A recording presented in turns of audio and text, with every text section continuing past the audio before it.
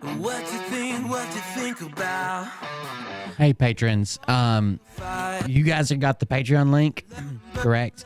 And you guys are more than welcome to watch the whole show there on YouTube. But a portion of the show is going to be on Facebook and all the other places, okay? But I'm going to turn it off when we get further along. Maybe like an hour for everybody, and then you guys get the remainder of the show. And we got some juicy screenshots tonight, so I'm going to turn on everywhere else. You're more than welcome if you want to watch the other part of the show on Twitch or somewhere. That's fine too. Or you can just set all on YouTube and watch it. But just remember, it is a Patreon show. Do not share the link, okay? YouTube will be the only place to see the full show. The link that you guys are watching on right now. For our patrons.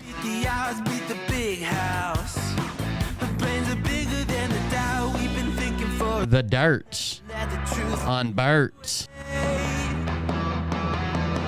Oh, dirty birdie.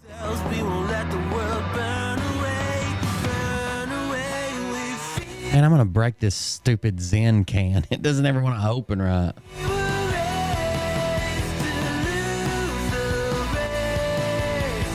I could break an anvil.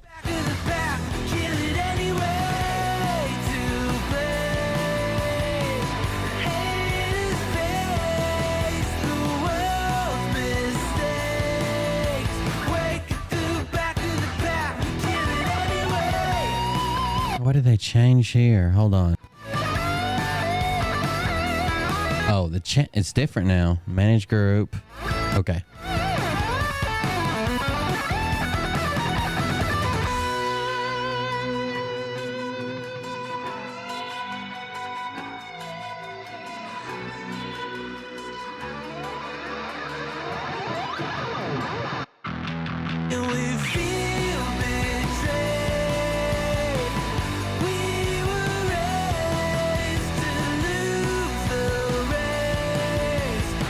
It's going to take just a little bit longer to get started tonight because I had to start the Patreon stuff first.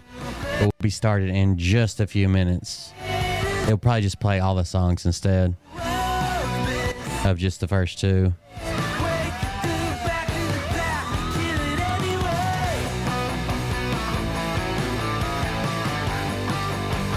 The only place to see the full show is through the Patreon links, guys. That's a $7 and up Patreon, but everybody else can watch a portion of the show tonight for free. If that's your thing. But I can tell you this about if this douchebag happens to see this particular show, you don't have... I was talking to somebody who saw the live show with Scott McKay's wife walking in topless. You don't have and they said, you have to hand it to Scott McKay, though. He just kept going like nothing even happened. Just pretending it didn't even happen. There is no way I could do that. I couldn't do it. If your wife just comes in walking in topless during the middle of your live stream, I couldn't do it. Could you? I'd have to squeeze them and say, like honk them or something. I don't know. It probably wouldn't be good.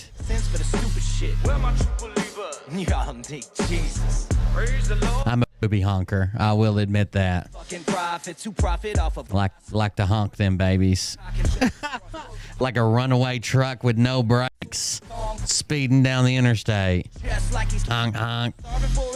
I'ma make your gut burst. I'll be your huckleberry. I can quench that thirst. Baby eating lizard people, alien sex. I don't know why that was the analogy I used. A retard in a vest climbing up 5G towers. All right, guys. If you're a Patreon member, $7 and up, you got a link to the full show. If you're not, then you get a portion of the show. We're going to talk about a few things tonight. We'll see how we get there. For the patrons, I've got some screenshots, and they are juicy.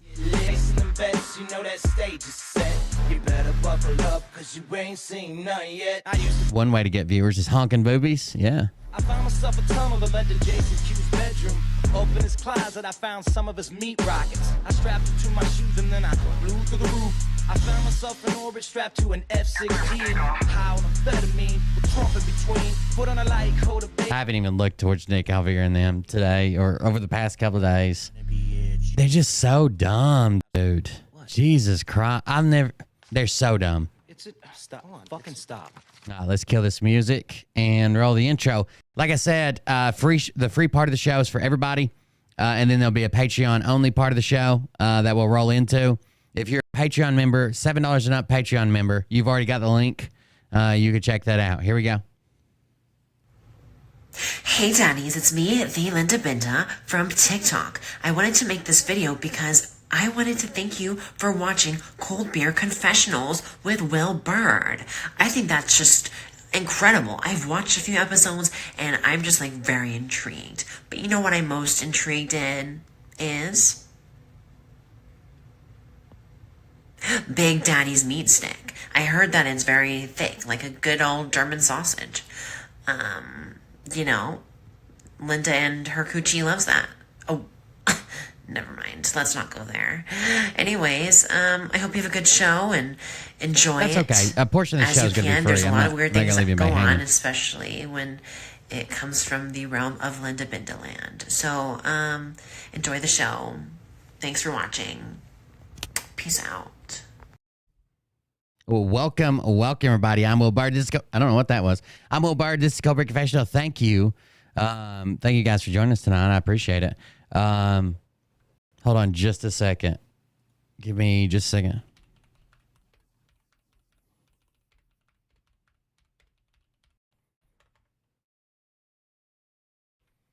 Let me share this link right quick.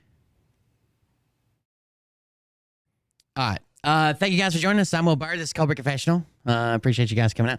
A weird thing just happened. A cop sent me a message on Facebook, and he said, "I'm with the DEA. Phil Godlewski reported you as a drug dealer." That didn't really happen, but a cop did message me. A cop messaged me, and he was like, "Hey, how do I get a hold of Nick?" Which is my nephew. And I'm like, "Oh shit, we've had so much bad luck. We've had so much bad luck the last 2 years." I thought, oh, God, what happened? Is it a car wreck? Somebody die? Somebody be life flighted somewhere? What's going on? But he just, this cop had a premature baby. I know him personally. I went to school with him. He had a premature baby. And he wanted to talk to Nick because Nick is the father of this micro preemie that hopefully will get to come home in a couple months. And he just said, you know, they had a premature baby, and sometimes it's good just to hear success stories. You know what I mean? So he just wanted to speak with him, talk to him, whatever. So I passed along the message, and hopefully that works out. But I was really nervous. I'm thinking, man, what's happened now? What has happened now that a cop is like, hey, I need to get a hold of these people? Been a rough couple of months, guys.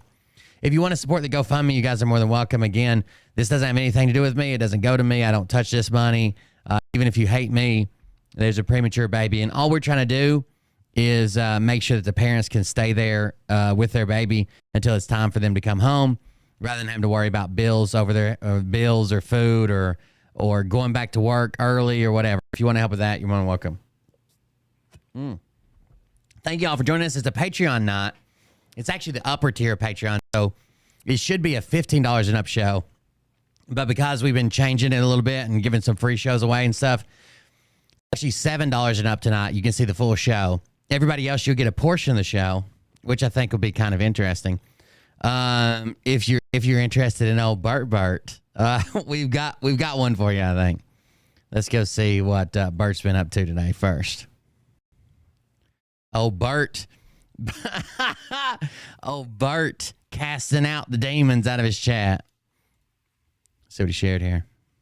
These barbaric criminals and help you defend yourself and your family. I will ask Congress to send a bill to my desk delivering national right to carry reciprocity. You're going to have that. Right to carry. I always say reciprocity. Is it reciprocity? I guess I'm saying it wrong. Right to carry, national right to carry. Fascinating. I'm getting nothing. Apparently a Star Trek meme, because, you know, that really helps with the youths. He says, I love this lady. Little history lesson, okay?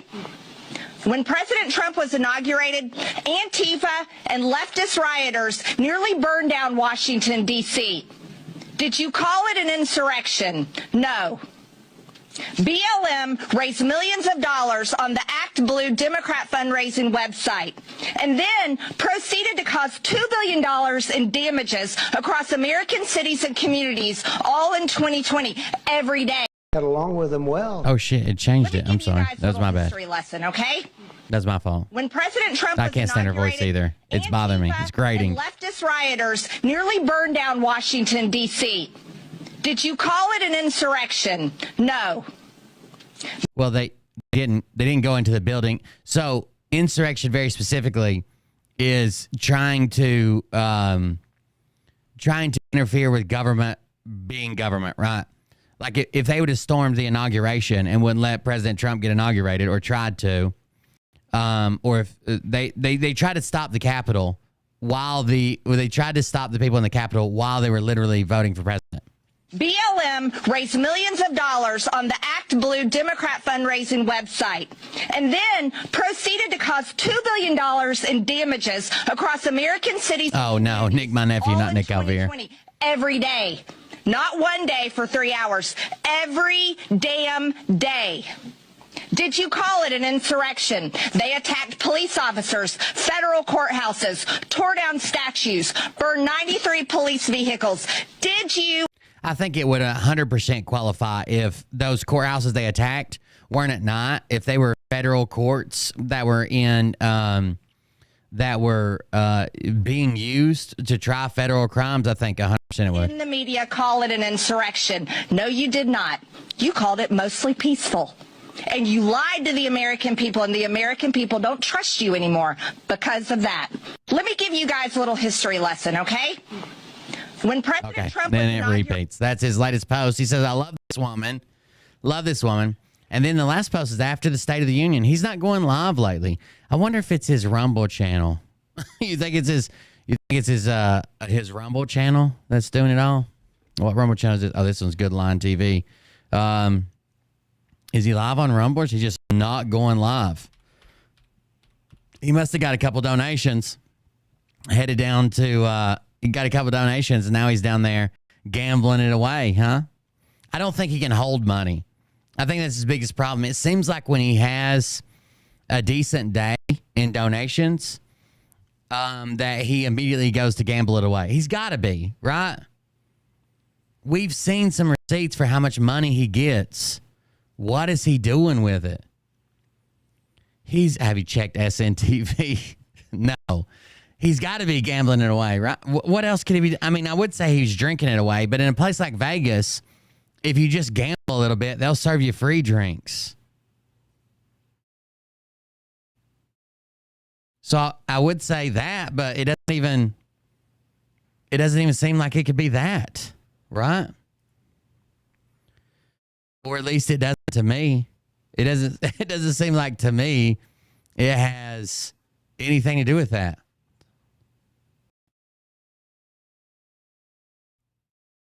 How could he be losing all? I just don't understand having all that money and then not paying my rent. Like one person over the course of like 2 years or something, but still one person donated $85,000. One person. So even if other people just donated 30 to 200, how can you not pay your rents but build a studio in the place that you can't afford the rent of? He would have been better off if he wasn't going to pay his rent. He'd have been better off doing like I do and getting an office building. Getting an office building and putting the studio there, especially if he's going to lose the house. None of this makes sense. By the way, now that everybody's here, tonight is a Patreon show. So if you're not a $7 Patreon member and you're not on the Patreon link, you'll see the beginning of the show, but you want to see the full show. That's the way it's going to work tonight. Before we get too far into Bart, I do have a couple clips. Have you guys seen this? This is wild, and it's kind of dark, okay? So this man catches his wife, this man in Texas. I don't think he was actually in the act of cheating, but I think he found out that she was cheating through her phones or messages or something. They get into an argument, and he ends up shooting and killing her. The weird thing about it, though, is she recorded. It's a dark story, guys. She recorded it all, her own death, and it's been making the rounds on Twitter. He got 10 years in jail because they went with his temporary insanity plea, like he was crazy because he found out his wife was cheating on him, which is what I tell Mariah all the time. But he got 10 years in prison, and here's the video clip. This is wild.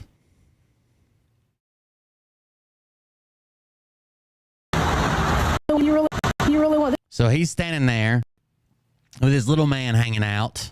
Oh, speaking of little man hanging out, we updated the Bert. We updated the Bert. You guys want to see? Let me know in the chat if you want to see the new Bert animation. His little man's hanging out. He's in a bathrobe, and he's holding a tactical shotgun. You really want this on video? I'll pull it. I'm mad enough to just pull it. He said, I'll pull it. I'm mad enough to just pull it. I'll pull it. I'm mad enough to just pull it. I'm assuming he's talking about pulling the trigger. And she says, you want this? Really? You want this on video? Okay. He adjusts the stock, puts it back up. All right, goodbye, Reese. Then he says goodbye. I don't know what he calls her. Reese, Breesy, something. He tells her goodbye while she's recording. Nice to know you. You go meet Jesus. He says, nice to know you. You're going to meet Jesus. I mean, this is an execution. This is basically an execution. I did find the local news studio story about this. I think it was this one. And they had extra recordings of the fight that happened. The impeachment to property taxes. Oh, that's live. No, then this isn't the right news station. The local news station had an extra recording, which was, I guess she recorded other things because they had a fight. He kept saying, are you effing serious? Are you effing you did this again? I'm done. And she says, I'm done too. And he's like, I'm done. This is it. This is the last time. I'm done. And then they get into this confrontation in the driveway, and he literally tells her goodbye, and she's going to meet Jesus. You don't see a lady get... You think I'm playing a snuff film? You really want this on video? I'll pull it. I'm mad enough to just pull it. Okay. All right, goodbye, Reese. Nice to know you. You go meet Jesus. You really want this? You're going to meet Jesus. Now, this was a major piece of evidence in his case. I said when I was covering this, he only got 10 years because they went with temporary insanity. A temporary insanity plea. Like, a temporary insanity plea is like you found something out so crazy, right? Something so over the top that you're not within your right mind when you pull the trigger. And the jury, it was an all-woman jury too, which was kind of weird. I mean, it's not unheard of. You're not allowed to get rid of a juror because of their sex. Obviously, you can't say I want 5 men and 5 women. Hold on just a second.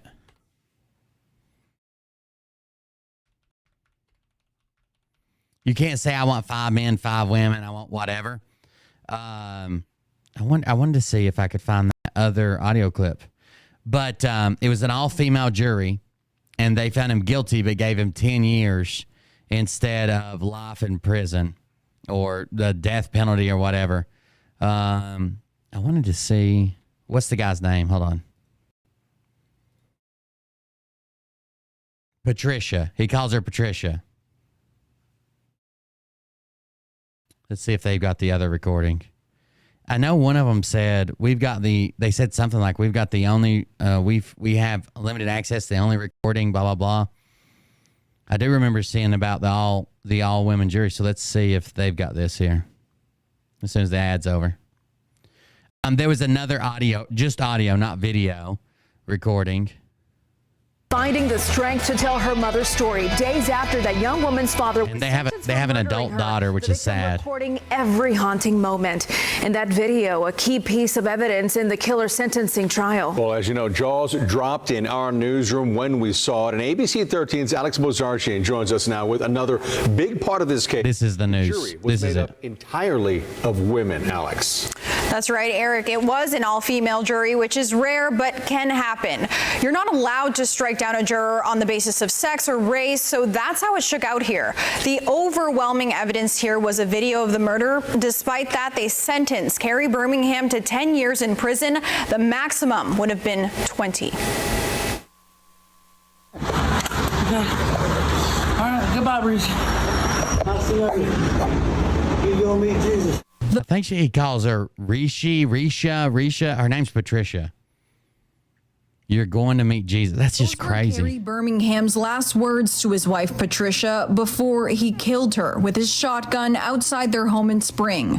In the video, you can hear he fired 3 times. Hope it was worth it. This all going down. Hope it was worth it. That's crazy. Daughter Olivia was at school. I lost both my parents that day.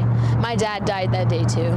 Because the person who did that to my mom and my father aren't the same person. Patricia and Carrie had roughly a 30-minute argument leading up to the shooting. You really want this on video? I'll pull it. I'm mad enough to pull it. Audio we obtained of several minutes prior to the video became a large part of Carrie's crime of passion defense. I'm done. I'm done. I'm done. I'm done too. Carrie had allegedly learned Patricia was having an affair, the two's argument getting more and more heated. Don't blame him. Get the fuck out. Carrie's So she says, don't blame him. I don't think he walked in on them sleeping together. Yeah, he married out of his league, didn't he? But she says, don't blame him. So apparently he must have said something like, I'm going to kill that guy, or I can't believe he did this, something about the guy. And she says, don't blame him. I'm done. I don't think he's drunk. It was like early in the morning. I just think that maybe that's his speech pattern. I know it sounds like he's slurred or whatever, but I think that's maybe just his speech pattern. Carrie had allegedly learned Patricia was having an affair, the two's argument getting more and more heated. Don't blame him. Get the fuck out. Then get the fuck Defense out. attorney Anthony also says they pled guilty directly to the all-female. So they wanted to plead guilty to basically murder, I'm assuming, but as also to validate a crime of passion.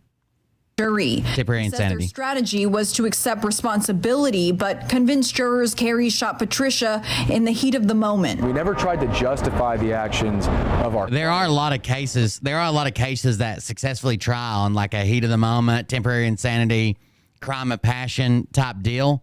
But there's some people that try to get it. There's some people that try to do it, and they will like leave for like a day, like they'll leave for like 12 hours, then come back and kill somebody. Obviously, that doesn't usually fly. But the defense.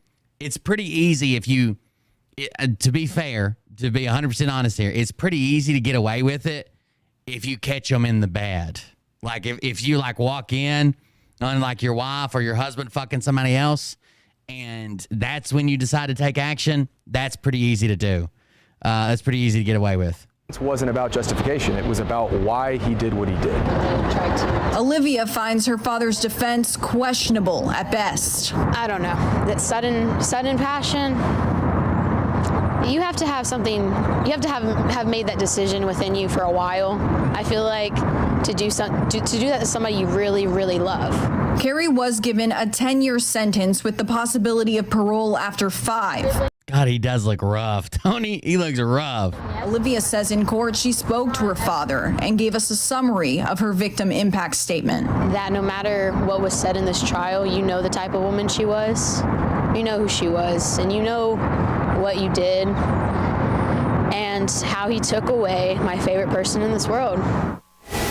Olivia testified that she never witnessed her father physically abusing her mom, but she wanted to raise awareness that there are different types of abuse she experienced, including emotional and financial. She says while she still loves her father, she can never forgive him.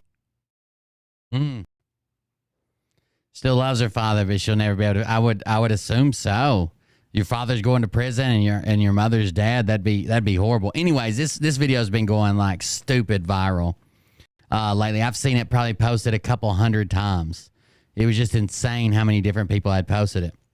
Also, I was telling you guys before that apparently someone that commented on my video was watching the Scott McKay live stream when his mother, when his mother, I was thinking about this video, when his wife walked in topless.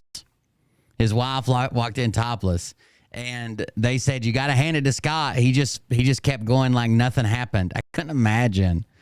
What? I couldn't imagine just being like, oh, it's all good.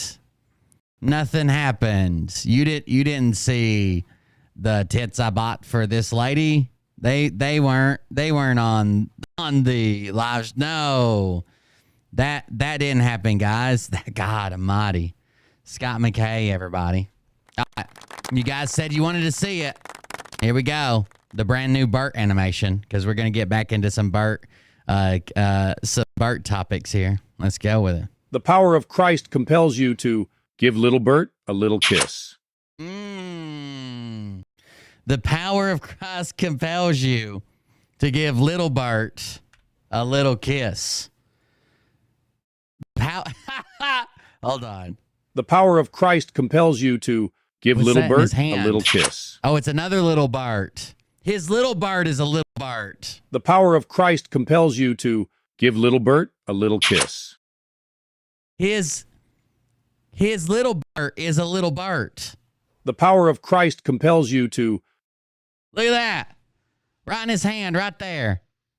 I'll be. That was a good one. That was a good one right there. That was worth it all. I sat here last night and animated that because Brad sent me some of the audio clips that he had trained the bot on. He actually does a really good job. I wonder what these other ones are. There was a couple more he sent. Hold on. So he sent me. This is the one I ended up using, I think. The power of Christ compels you to give little Bert a little kiss. He also had this one. The power of Christ compels you to give little Bert a little kiss. Which is a little quick. I could have added some pauses in it. And then we ended up with this video specifically for Bert.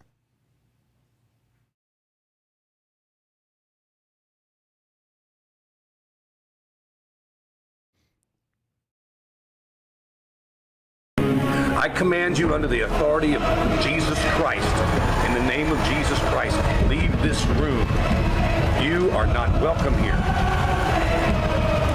The power of Christ tells you to leave this room. In Jesus' name, amen. Be gone. That came directly from God.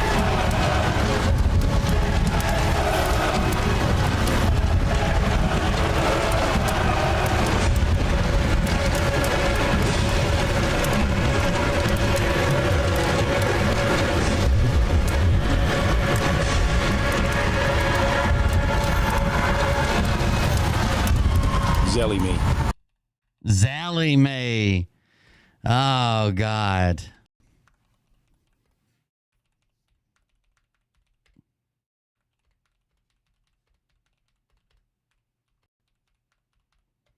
Zally me. That was pretty good. That was pretty good. Thank you very much, Brad. Did a good job. Zally me, he says. I want to show you guys tonight. We're going to go through some of the screenshots from Bert and his following. I want to show you some of them tonight. I want to show you how big a piece of shit Bert is. Like, I've thought about it a lot. I've thought about Bert. I've thought about his audience. Is he just a guy that's down on his luck, that is, you know, out here and thinks he should be a podcaster? I don't think he is.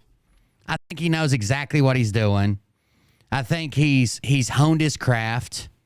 I think he knows exactly how to pull on heartstrings. I think he knows exactly what's going on. I think he knows, because some of the stuff that he did, I'm embarrassed for him.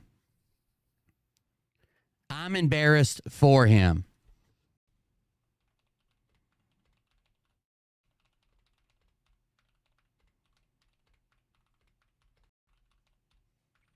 I couldn't do it. There's no way.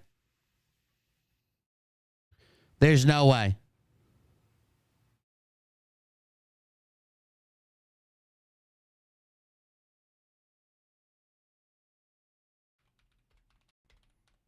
I couldn't have someone tell me that they have to feed themselves on less than $3 a day and still be like, can you send something? You can't send 100 or 60 or even 20. 20 would work. Can you send 20? The person just told you they feed themselves on $3 or $4 a day, and that's all they have.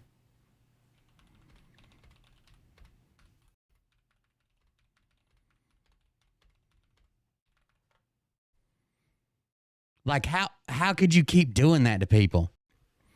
So we're going to get in these screenshots. If you're a Patreon member, you're going to see them all tonight. If you're not a Patreon member, you're going to see some of them. I'll tell you that. You're going to see some of them. They're bad. They are bad. You don't even have to see them. I'll just read them over here, but still they're bad. This is what happens when someone dedicates their time.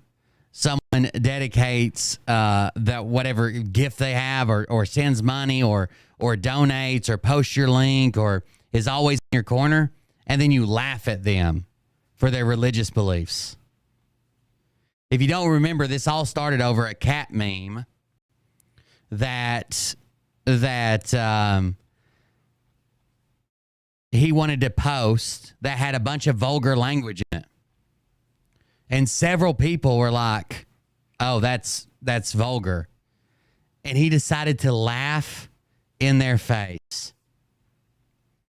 He decided to laugh in their face. And he claims that, God wants you to donate. God wants me to succeed. God wants me to have your money. God wants you to support me. God wants God. But then when someone puts out like, hey, that's a lot of vulgar language you posted, instead of just being like, hey, it's not for everybody. Sorry. If you don't like it, scroll on. He lashes out and attacks them. The comments in that were just wild. Grow up. It's a little bit of cussing, hun. We live in the real world. Who says that? So I'm going to read a statement first. So this was sent to me. I'll read a statement first. It says, hello. My name is Marianne. Man, like you guys know. I made screenshots of the messenger between Bert and I. It's important to me that people are not thinking that I was in love with that guy. Which I think is important because that's probably what he's going to say.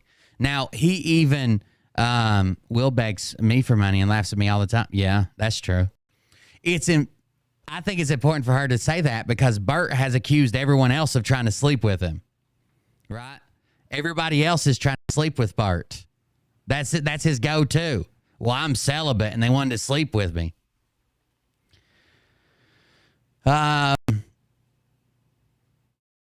He's a male. He's roughly the right age. He's 60 something. This person's going to be 70 something.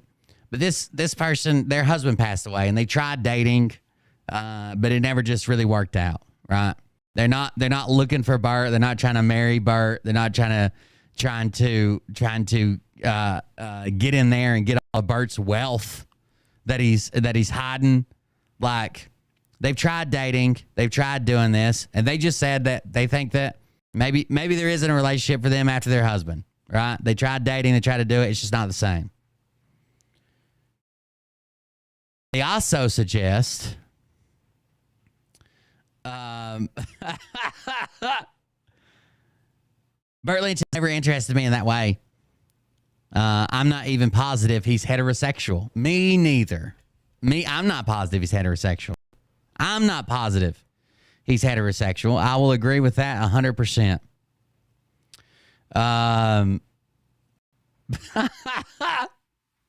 Some of his pictures he has on his page are straight, no pun intended, straight up beyond weird. Who takes a picture in the raw, in the bed to put up on their Facebook page? I don't know. I'm asking that, right? A 60-year-old man takes a picture, butt-ass naked, in his bed to put on Facebook or his Grindr?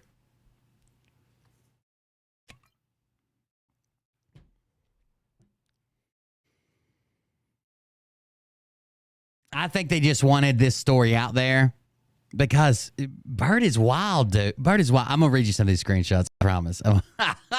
Maybe you could hook up with Nick Alvear. Nick Alvear has some crazy homoerotic energy. Let's just start with some of these, I guess. Bert. Hi, I just wanted to fill you in. I had a MIG setback in my studio, and I have to replace the main computer that runs the show as well as other needs. I will go back as soon as I find an investor, lender, spelled L-I-N-D-R. Bert can barely read and write. I'm positive of that now. Have to find an investor / L-I-N-D-E-R lender to help me get everything going again. There's a lot of profit to be made when I launch on SNTV, as they pay me to do my show there. If you know anyone that is looking to jump in, please let them know about me. God bless. Now, these are interesting because it seems like he has one. I want you to watch this, okay? He has one goal when speaking with this woman, and that's money, okay? She comes up with idea after idea after idea after idea that he could do. They're either ignored or immediately shot down in favor of, but could you send some money? But could you send some money? And she's got a story, right? She's older. She's living alone. She gets a check. Her back's broke. She can't work. Like she got a cut in her assistance from the government. Like she's just barely making it. And she tells him that multiple times.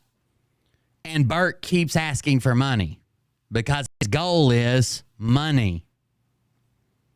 And I almost guarantee that every one of his longtime followers, longtime supporters, people that he recognizes your name in chat, he's doing the same thing to you.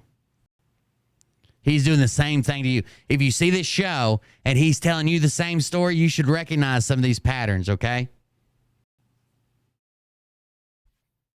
Now, Marianne answers back and says, I wish I could help.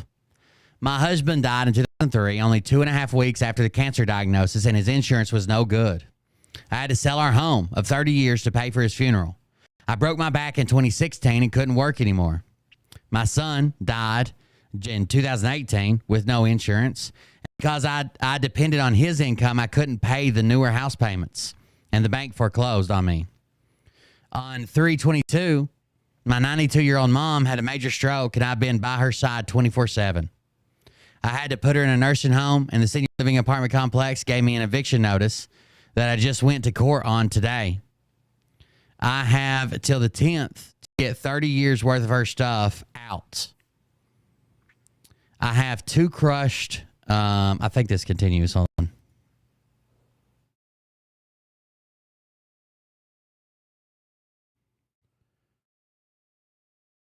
I have till the 10th to get 30 years worth of her stuff out. I have 2 crushed vertebrae and no financial resources myself. Because her small piece of land in Florida is an asset, the nursing home is putting a lien on it. And the second she dies, they will take it. She's 92 with terminal cancer.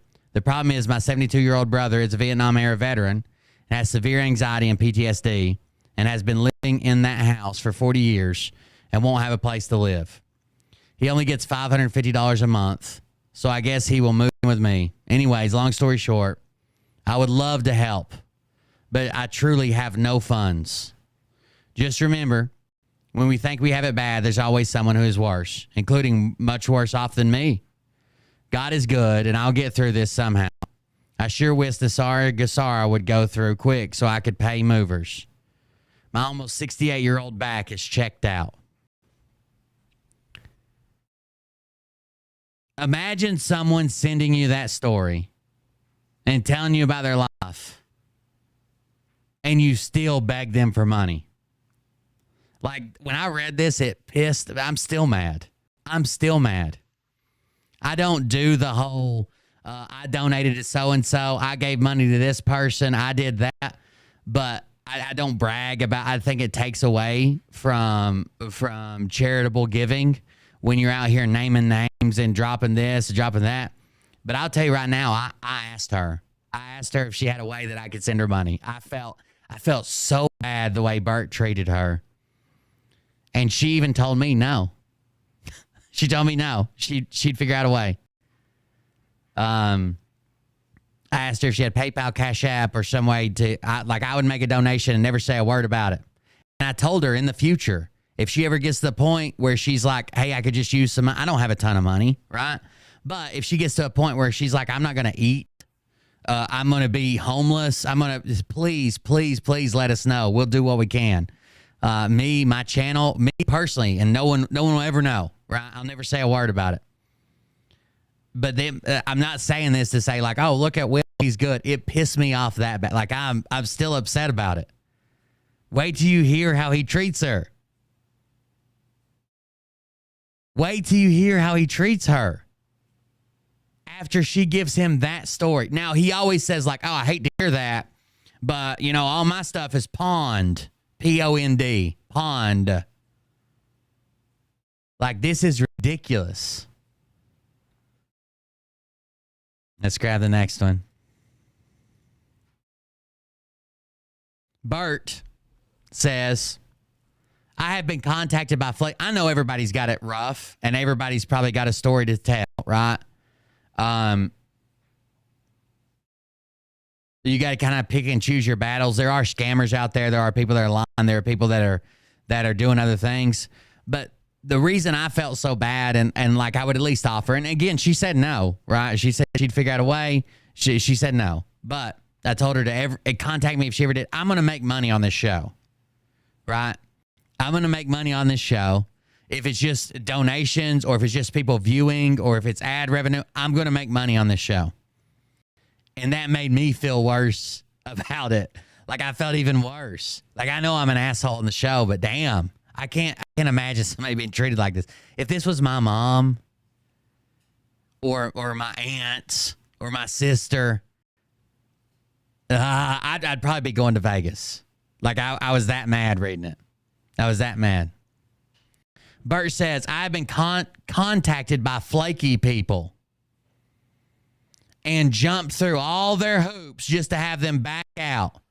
Wasted, W-A-I-S-T-E-D. Bert can barely read and write. I'm just going to keep reiterating that.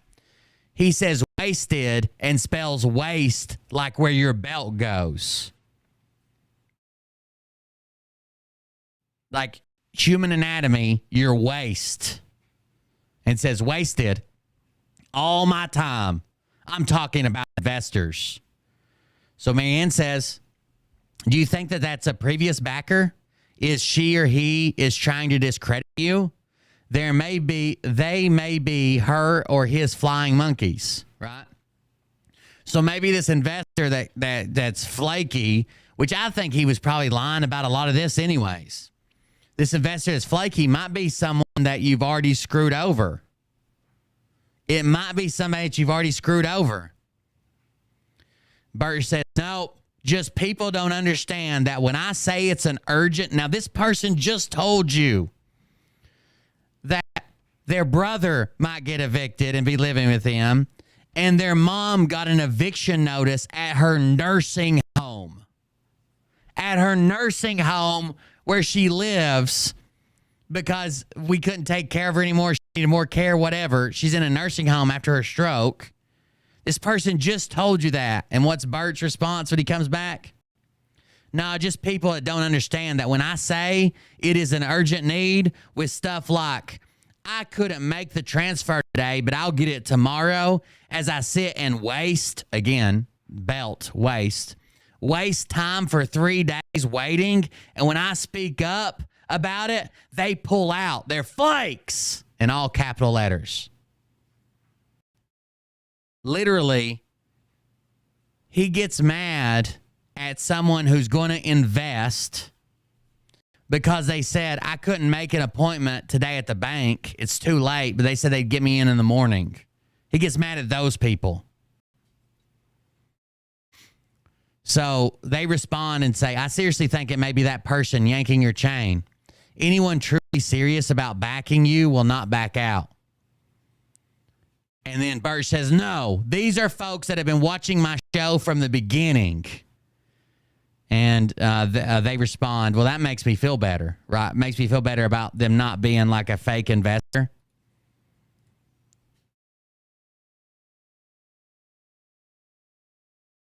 He says they, husband and wife, signed the contract and sent it back. But when the money transfer got confusing for them, they pulled out. He had them sign a contract to invest with him. And when the money transfer got confusing, I'd say it's real confusing when you're just fucking stealing from people, right? When the money transfer got confusing for them, they pulled out. Now, Marianne says that sounds like a breach of contract if they sign a contract. And you want to know why Bert really wants you to pay fast and be quick and why you need an appointment today, not tomorrow. You really want to know why he gets so upset about these people? It's this next line right here. They get 72 hours to back out. They get 72 hours to back out. That's 3 days from signing the contract. That's why he wants you at the bank today, not tomorrow. That's why he wants you to send the money as quickly as possible. That's why he's like, oh, an appointment tomorrow. It's too urgent. It's too urgent. He knows people are going to think about it and be like, what? We're sending 20 grand to a guy who's homeless to build a studio in his house that he just lost. That's why he wants you at there quick. Not to mention it adds to his sob story to have these people thinking all these investors left. Again, whose fault is it never? When Bert has a story, it's never whose fault. It's never Bert's fault. It's his investors. It's the SNTV guy. It's the movers. It's the moving company. It's the landlord. It's the partner of his show. It's the cancer doctor. It's the seamstress that pointed out the knot on his neck. It's always someone else's fault. Now, Marianne says, after she says they get 72 hours to back out, she says, oh, that makes sense. That does make sense, right? People sometimes sign contracts drunk or in the heat of the moment, or, they have a chance that I don't know if you guys know this, but when you buy a new car, you have the same thing. When you buy a new car, depending on what state you're in, you have a couple days to return it. So, like, if you're, like, pressured into getting it or the payments are too high and you're sitting around day 2 and thinking, man, the car is nice and I need it, I like it, whatever, but 16% interest, yeah, that's what you do. You take that motherfucker back. Look at your state to know how long. So Marianne says, makes sense. Then here's what caused them to back out for real. Bert, it says, the wife interpreted my text as putting pressure on them by saying that I need funds now. The bank wouldn't give them an appointment till tomorrow, so I wanted to find another way to get the funds sent today. Imagine someone's willing to invest in you. Let's say just $5,000. And they're like, oh, the bank said we had to make an appointment, and the earliest appointment they had was tomorrow.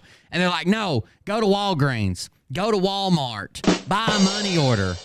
Michaela Robertson 81 gifted Vegas Book a subscription. Thank you for the gifted sub. Robertson 81 gifted a tier 1 sub to Vegas Book. They have given 26 gift subs in the channel. That does seem like you're pressuring them. Imagine you're like, okay, I got an appointment at the bank at 9 a.m. tomorrow. And they're like, no. You got to do it tonight. Go to Western Union. You would be dumb if you didn't pull out of that. Go buy some Google Play cards.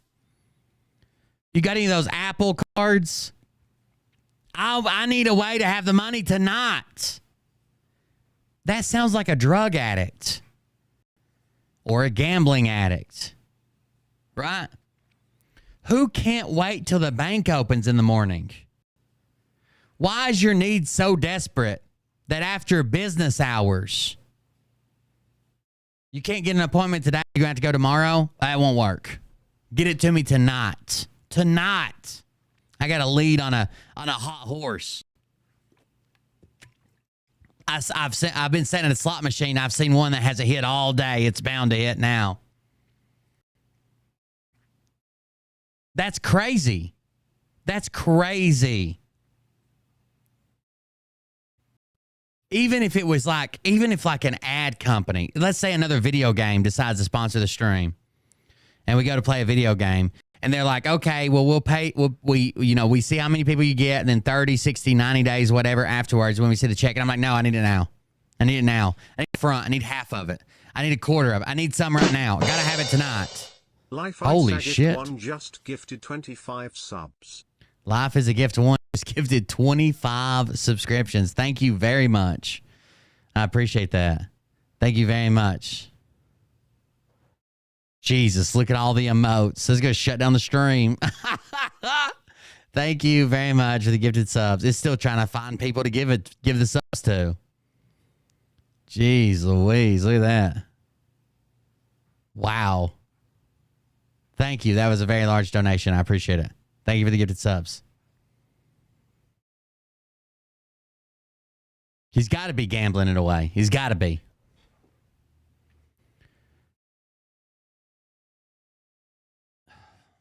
This whole thing is sad, dude.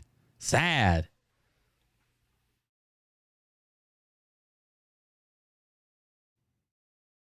That is pressuring someone. That's what that is. When they say, hey, we got an appointment at the bank tomorrow, no worries, and you're like, no, gotta have it. That is pressuring someone.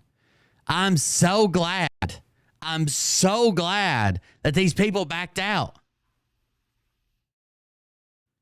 Imagine you do real estate investment, and there's an investor that's going to go in with you like on an apartment building or something, right? Well, let's say 30 people get together. This is what Grant Cardone does. Let's say 300 people get together to buy an apartment complex, and all the contracts are laid out, and they've been emailed to everybody. Everybody's going over them with their lawyer and their accountant or whatever, and they're getting ready to transfer the funds. And they're like, oh yeah, no worries. It's Thursday at like 4 p.m. right now, but don't worry, I got an appointment tomorrow to get to the bank before the weekend. And they're like, no. Can you do Western Union or Zelle me $10,000? No. Can you buy one of those disposable gift cards maybe and send me the code on the back? Like, that sounds shady as hell, dude. That sounds shady as hell. That's right. Love you, Will, and what all you share with it. Thank you very much. I appreciate it. We're about to move over to the rest of these are going to be Patreon only. We're about to move over to Patreon, but thank you very much for the gifted subs. We'll be back here tomorrow night. I haven't been streaming on Kick as much lately, but thank you very much for the gifted subs. So they say makes sense, but I'm glad someone's trying to work a deal. And they said I'm glad someone's trying to work a deal. No, they can't. She canceled and is out. She canceled and is out. So Marianne puts a couple like sweating emotes, right? And says, when one door closes, another can open. It's possible. What does Bert send back to that? He's not worried about you comforting him. He doesn't want somebody just to talk to. He doesn't want someone that understands the situation. You're not friends. Bert sends back a thumbs up.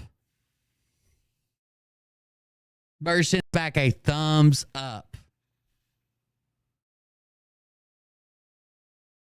He really wanted somebody to talk to when he thought there was a chance for money. But he sends back a thumbs up.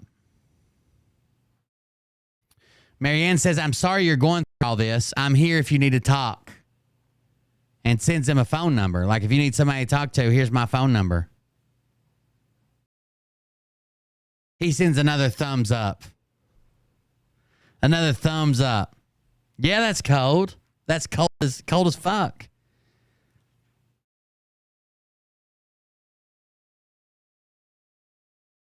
Here's another guy he's mad at. Someone messaged me about 30 minutes ago asking for details on investing, and I gave them my number and asked them to call me so I could explain it. Anybody that wants you to call and explain and doesn't just have a contract or a standard deal or can't just say like minimum investment's $5,000, maximum's unlimited. We're trying to raise $100K. You know, we're going to split it this many ways and that'll be the return once we're profitable. We might not be profitable for 3 months. If you have to call and explain that, he has to explain his scam. He doesn't want his scam in text form so you can screenshot it. Right? He wants you to call so he can lay it on thick. So he can butter it up. Dude, Bert is a legit, in my opinion, Bert is a hardcore, classically trained con man, and he's been doing it his whole life. 100%. The power of Christ compels you to give little Bert a little kiss. Uh-oh. Con man. He says, someone messaged me about 30 minutes ago asking for details on investing. I gave them my number and asked them to call me so I could explain. And I haven't heard a whisper from them. Not a whisper. Ooh. Marianne says, keep the faith. I know you've got to be on the edge of your seat. Again, trying to be a friend. All Marianne was trying to do, she doesn't have money to give to Bert. Bert's not going to take no as an answer. But she's trying to be a friend. That's it. You'll see quickly, Bert doesn't need friends. He needs marks, right? Bert doesn't need friends. He needs marks. Why does he need marks? Because that's how he gets his money.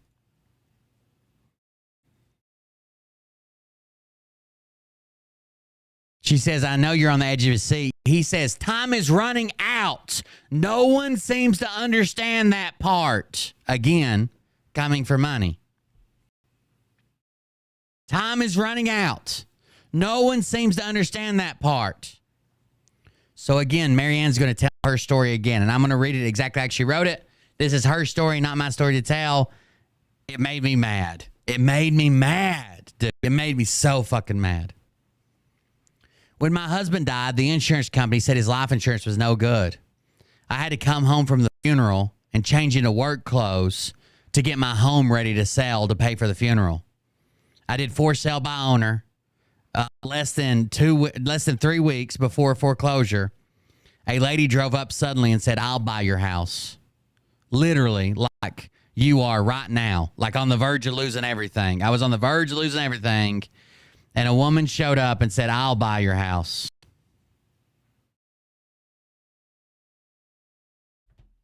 Keep praying.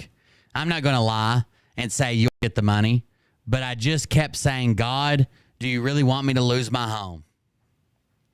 The day my house sold, I had them cut a check to the funeral home.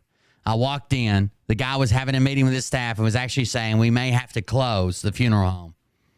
I said, sir, maybe I can help. And he said, I sure hope so. I said, my name is, and you agree to do my husband's funeral on the day, on my day, so that I will pay. I just signed paperwork on my house and I have a check for you. So she's trying to say like all these things came together right at the right time because, you know, I trusted in God or whatever, right? It happened. And you agreed to do my husband's funeral on my day. So that I will pay. I just signed the paperwork on my house and I have a check for you. He got weak in the knees. On my day, so I will pay. It was only $8,000, but he was so happy. It was like the funeral home was failing, right? And they agreed to do it even though she didn't have the money. And she was proud that she could go back in there and pay that back and help him out and do her part. So at the very end of that, I want you to remember, she says, it was only $8,000, but he was so happy. What do you think Bert says back? She says she's talking about a completely different story about losing her husband to cancer, having to sell the house just to pay for the funeral. She sounds like she got screwed out of his life insurance that they had paid. They had paid that life insurance since they got married. And somehow they got screwed out of it. I know I'm still waiting on my dad's insurance. I'm still getting billed for his funeral. And I turned in all the paperwork for the insurance on January 14th. Set up an estate, turned off all the paperwork, handed it over to the funeral home on January 14th.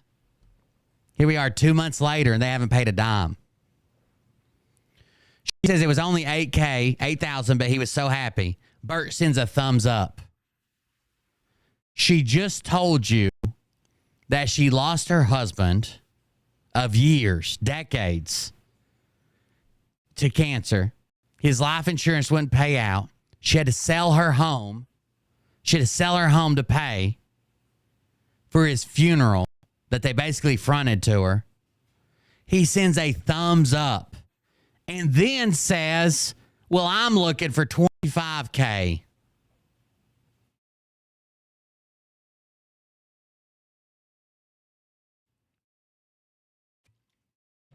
Well, I'm looking for $25K.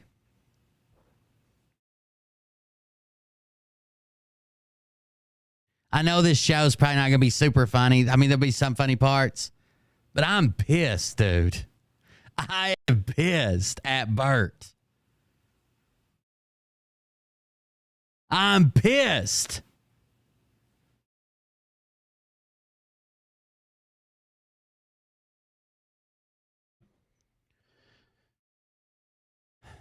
Marianne Mann says, now again, she spends this whole time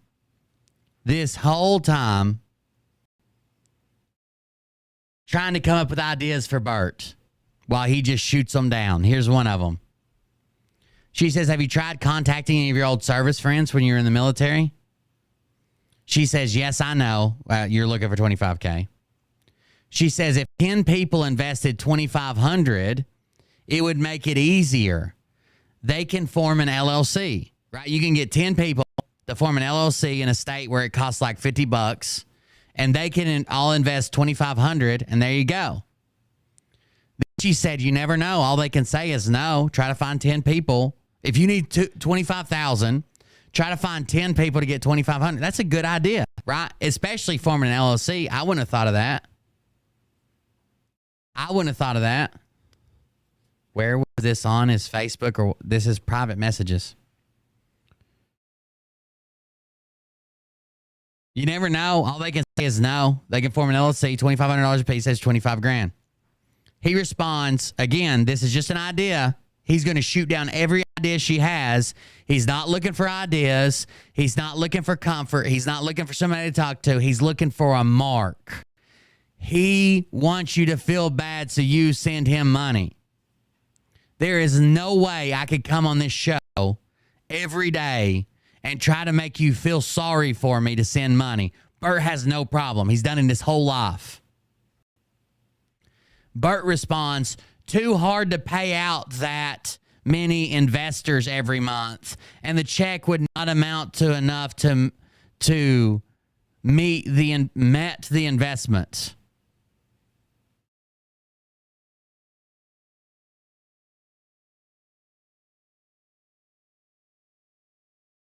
Again, shooting down another idea. He doesn't want ideas. He doesn't want a friend to warrant the investment. To warrant the investment. Too hard to pay out too hard to pay out that many investors is what he meant. He put any investors. Clemson just resubscribed for 19 months. Thank you very much for the resubscription, Clemson Jr. Too hard to pay out that many investors every month. The check would not amount enough to warrant the investment. So she thinks maybe you misunderstood. I'm saying 10 people, $2,500, that's the amount of money, and then you send the check to the LLC, they can split it however they want, right? They could just hold on to all these returns. They could just hold on to it as a retirement fund or something, right? Yeah, invest $2,500 a day, and 10 years from now, we'll take all the funds and split them 10 ways or something, right? She says, I'm saying if they all got an LLC with $2,500 each times 10 people, then they can figure out the amounts.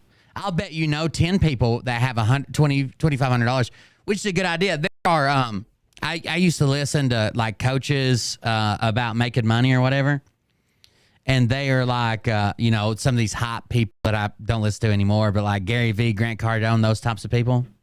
And they're like, take how much you want to make, right? Let's say you want to make let's say you want to make $1 million this year. Let's say you want to make, let's not do $1 million. Let's say you want to make $500,000 this year.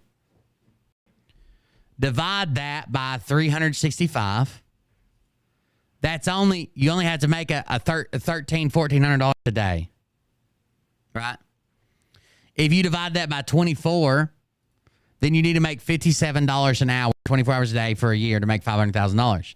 Now, a lot of people are like, well, you don't work 24 hours a day. Well, if you can set up like a recurring online business or like a subscription platform or something, you kind of do work 24 hours a day, right? It's always out there working, or a referral business, or like yesterday, Derek Bumper was in here. That man is going to make millions of dollars before it's all said and done. Okay. Basically, what he's doing is he's got a really good service that he advertises for. He's an affiliate for it. And it's not like a scam like Phil. It's a good service that people need in an industry that he knows really well.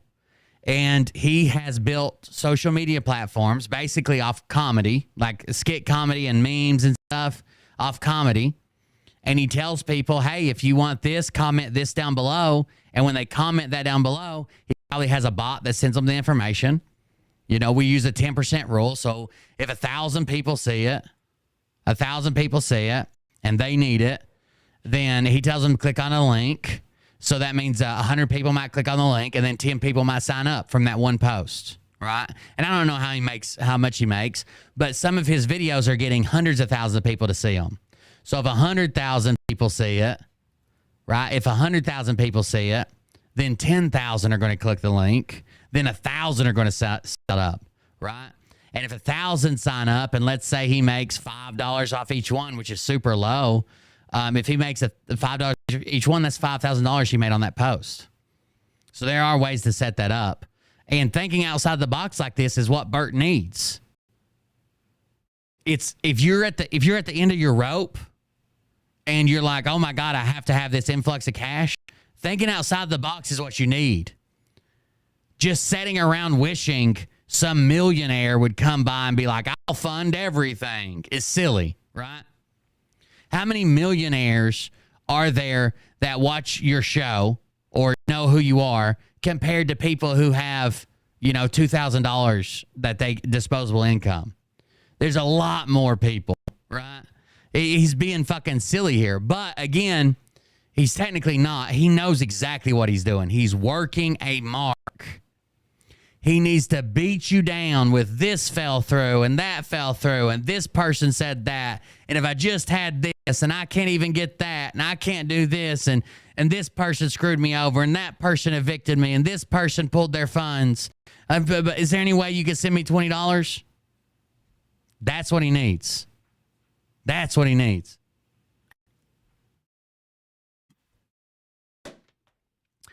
We got 5 more minutes. Let's read a couple more. Then we're going to Patreon only, guys. If you want to sign up for Patreon, patreon.com/coldbeer, patreon.com/coldbeer. Sign up for the $7 level if you want to see this one. We'll probably make it public after a little bit because I think people need to see this. But for tonight, it's for my Patreon chat.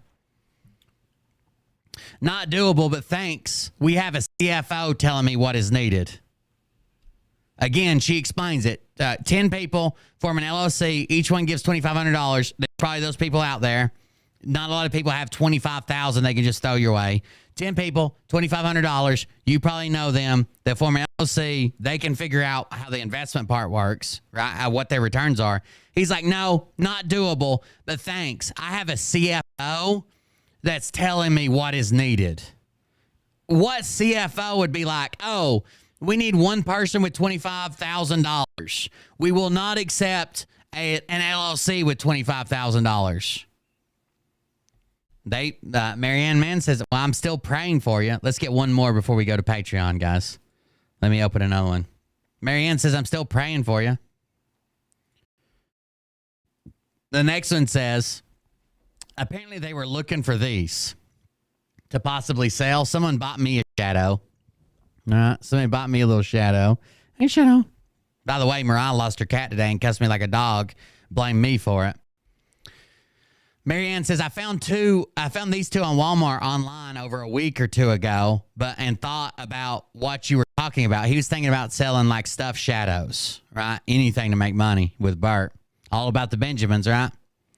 week or two ago and thought about what you were talking about, but it would be cost prohibitive, unfortunately.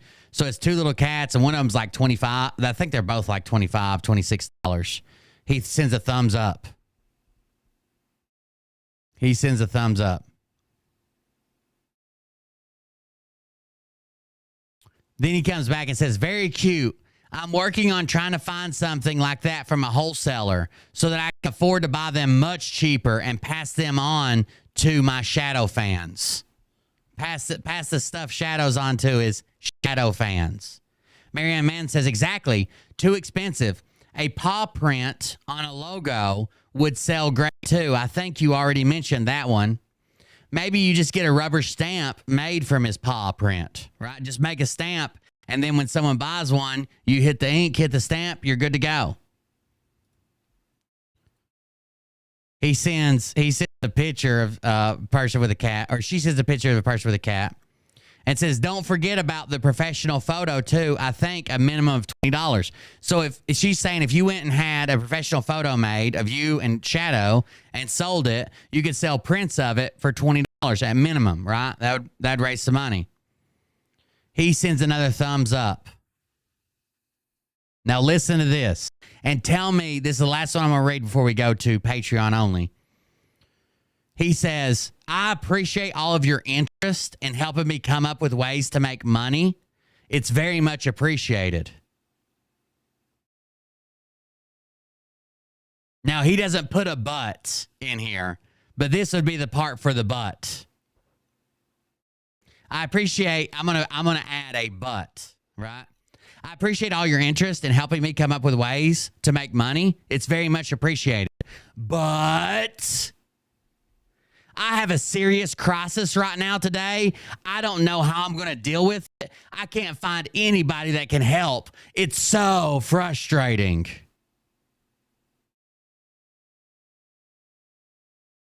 Imagine saying that to someone. Marianne dedicated hours and hours and hours. Everybody's got 24 hours a day, right? Everybody's got the same 24 hours. And she dedicated hours of her time being in your live stream, dropping your link, trying to get, just like my mods do. Dropping your link, trying to get people to donate, saying, let's donate. Bert singing another one. Here's his Zelly. Here's this. Here's that. Here's everything. And she spends her time in private messages talking with you to try to figure out every idea she comes up with. You shoot her down because all you want's her money. You don't want comfort. You don't want ideas. You don't want support. You don't want a friend. You want her money. And then she comes up with a pretty good idea. Hey, instead of selling Asian Donny Osmond,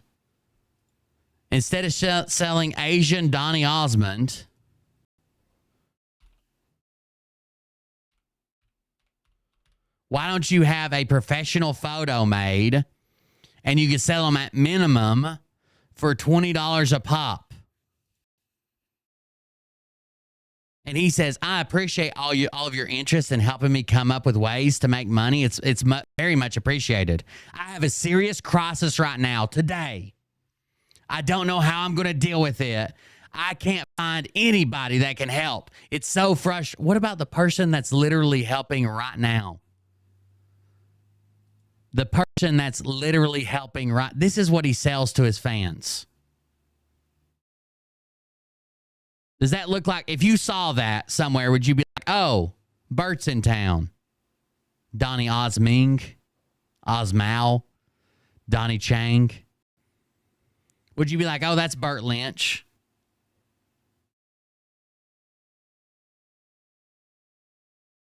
That's Jackie Chan. What are you talking about, Bert? Bert is a bigger piece of shit when interacting with his audience than Phil is. I will 100% sign on to that. Bert is a bigger piece of shit. At least some people with Phil make money. Now, it's only like, to what, 4% of a pyramid or a MLM. Bert's just saying, I'm down, I'm out, I'm broke, give me your money.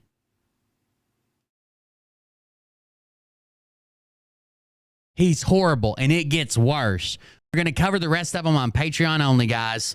I got to do a Patreon show tonight, and I think this is good content for it. I won't keep this from everybody. So in a week or so, I'll release the full recording, and people can see it for free.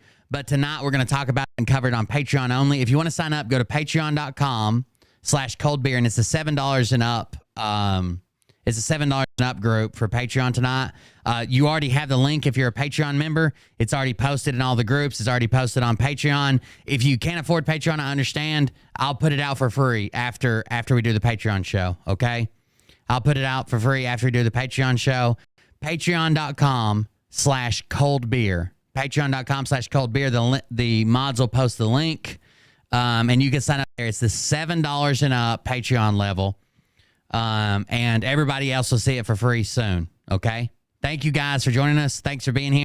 If you can't afford the Patreon, you're good. It'll be free in a little bit. But they pay for content. I got to give them some content. Okay. Have a good night, guys. Thank you for joining us, and we'll see everybody on the next one. Patrons, just stay where you're at. If you're on the YouTube link, we will be right back to finish these horrible. I think everybody needs to see this. That's why I'm putting it out for free later. Everybody should know how horrible this guy is. Stay where you're at, patrons. About if this douchebag happens to see this particular show, you don't have the forking balls to call out the people on this planet by name and tell them exactly who they are and tell them the rest of the world who they are. You don't have the forking balls. You don't have the balls. Okay, Scott. Here we go, I think I started some shit. Listen off, it's about to get lit. Get the place in the best, you know that stage is set. You better buckle up, cause you ain't seen none yet. Here we go, I think I started some shit. I think there's a bunch of people there already, Michael. Get lit, get the place in the best, you know that stage is set. Thank you guys for Patreon. I know some people get kind of upset about, like, I want to see it. I'm not a Patreon member, but like this is how I pay for everything, right? You guys pay for the office, the lights, electricity. This recurring subscription is some of the steadiest income I have. So I give the lower tier Patreon shows to Twitch subscribers as well.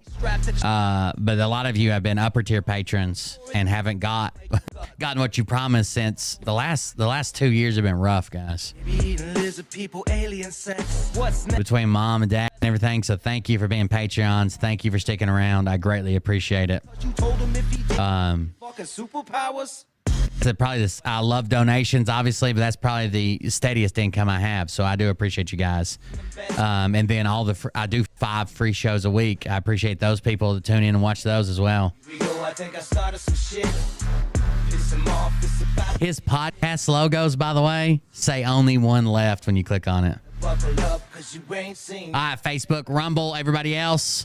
We are going to Patreon only. Thank you guys for joining us. I appreciate it. We're going to Patreon only, and we will be over there. Video will be free in a little bit. Don't feel like you missed out everything. It'll be free. I'll leave it maybe a week for Patreon, and you can see the rest of it.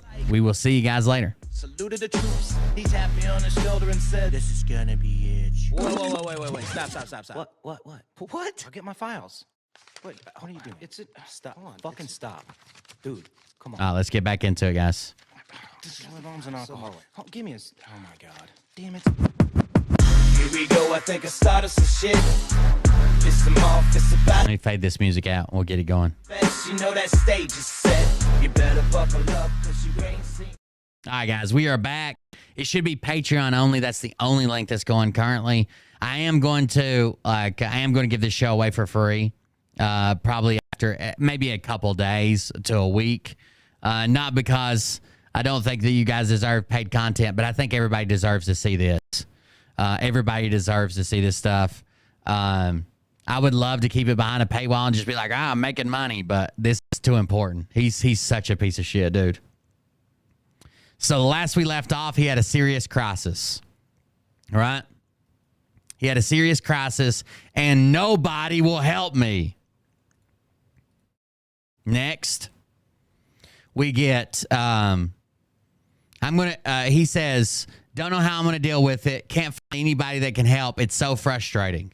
Marianne Mann says, by the way, I did send Marianne Mann the link for free. She provided these text messages. I sent her the link. I hope she's watching.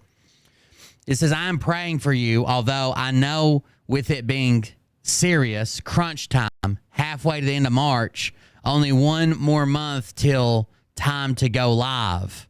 Has SNTV got their show up and running yet?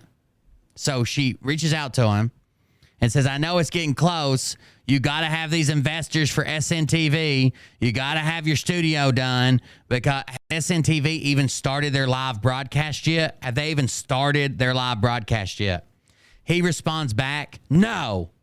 And they're blaming me for not being ready. It's really stressful. It's a really stressful situation. So the whole network is, thank you, Grand Avenue. I appreciate it. The whole network is apparently shut down. The whole network is apparently shut down because Bert couldn't be ready. Was Bert the only show that was going to be there? They're blaming Bert for the network being shut down. Marianne gets upset with that. I would too. It says that's BS. They are FOS. I think that means full of shit. They are FOS. Bert says, I'm happy to fill you in. Why don't you give me a call? Because I can't keep texting all this. It's crazy. The reason he wants you on a call is to get you buttered up more. That's the only reason he wants anybody on a call. Marianne Mann says, I know. Got to go. Call mom anyway. See you tonight. Bert says, I don't know if I'm going to be on tonight. If you want to give me a call when you have a minute, I'll try to explain. All this drama he's injecting into everything. Oh, God damn, he's horrible. It's going to get worse, guys. I sent a screenshot of the mods where he argues with her over the amount of government assistance she gets to buy food and says, oh, that must mean you have a job and money to donate. Who does this shit? He's so horrible. He says, do me a favor, calls me because I'm driving and I can't text when we take up about 5 minutes of your time just so I can explain.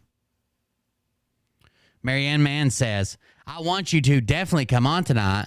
I'm going to ask for you to post your Zelle or Venmo. I know you have a Zelly. And she sends 3 emotes with sunglasses on, right? I know you have a Zelly.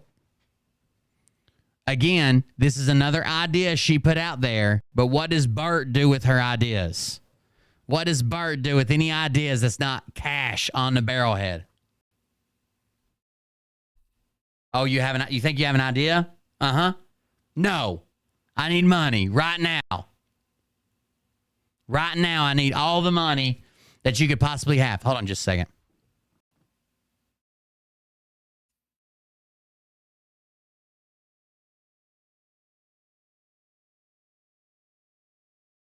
Sorry, I'm still coughing shit up. Now, let me turn my camera back on. He says, I don't want my phone number to be in the chat, hun, but thank you for the thought. So now he doesn't want his phone number to be in the chat. He's desperate enough he's going to lose his house. But he's like, I don't want my phone number to be in the chat. Nope, not doing it.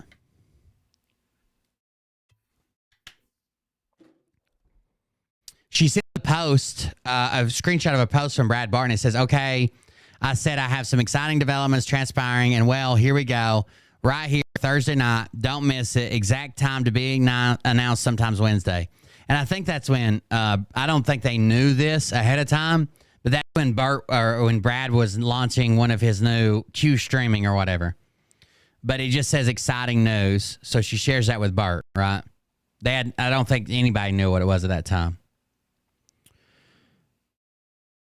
Bert, the next day or sometime later, I guess the next day, he says, hi there. She says, been having problems with my back. I think a bulging disc. He says, I'm sorry to hear that. She says, sometimes I feel like I can't catch a break. I know you feel like you wrote the book on that. Now listen, she just told him, I've been having problems with my back. I have bulging discs, and her back is literally broke. She's already told her that. Her back is literally broke, I think, in 2 places. That's why she can't work. Sorry to hear that. Then she says, sometimes I feel like I can't catch a break. I'm sure you feel like you wrote the book on that. Like making small talk, right? What does Bert say back? Ignores that comment. Only gives her, I'm sorry to hear that. And then this is what we get. I reached out to you this morning because I am in need of some help. Donations or a loan would be a quick fix. But if you have the money to invest, I would love to be able to make you a partner and get you a very strong return on your money. But right now, I'm in desperate need. I am in a desperate need for any help. Is this live? No, it's live. You just need this link is all you need. Just click on the link. If you try watching on Patreon, if you're watching on Patreon and don't just click the link, you won't be able to comment. But if you just click the link, this is it. I reached out to you this morning because I'm in need of some help. Donations. He's so over the top begging for money that when I sent this to someone else, they were like, are you sure this isn't like a fake Bert page? This isn't like a scam. He sounds like the scammer. You know the scammers that pretend to be Phil or me? You know the scammers that are like, hello, Patriot friend. Have you heard about the coming market collapse? And you're like, suck a dick, bot. And they're like, thank you for the compliment. I'm reaching out today because I need you to secure your finances through gold or silver. You know what I'm saying? He's so over the top. He's so over the top that he seems like a bot. He seems like a Nigerian prince. He seems like a scammer. And that's just legit him, dude. That's just legit him.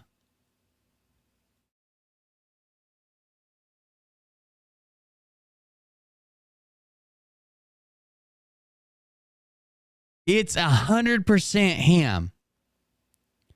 It's 100% him.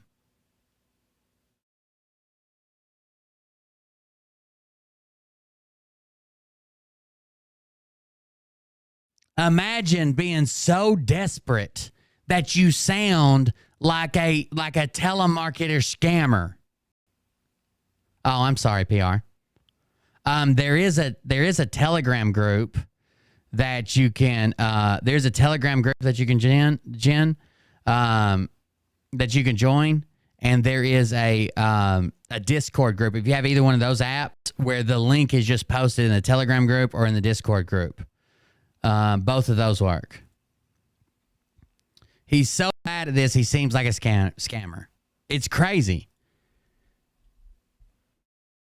When you're a degenerate gambler, you're always desperate. Seems like it.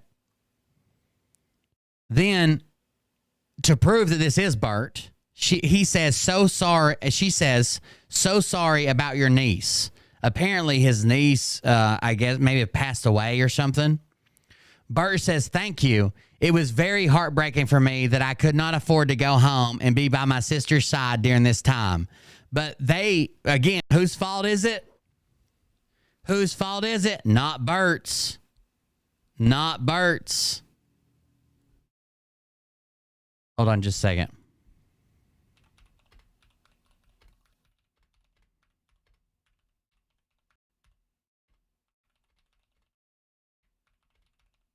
Never Bert's fault, right?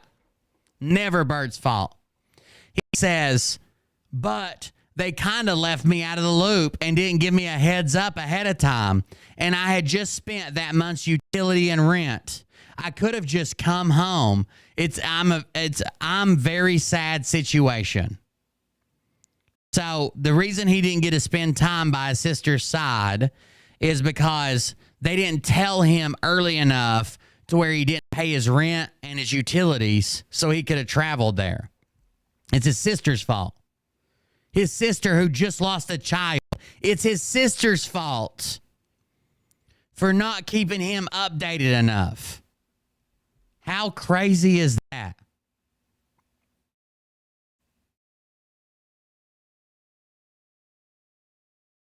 Some of these things are just so hard to believe.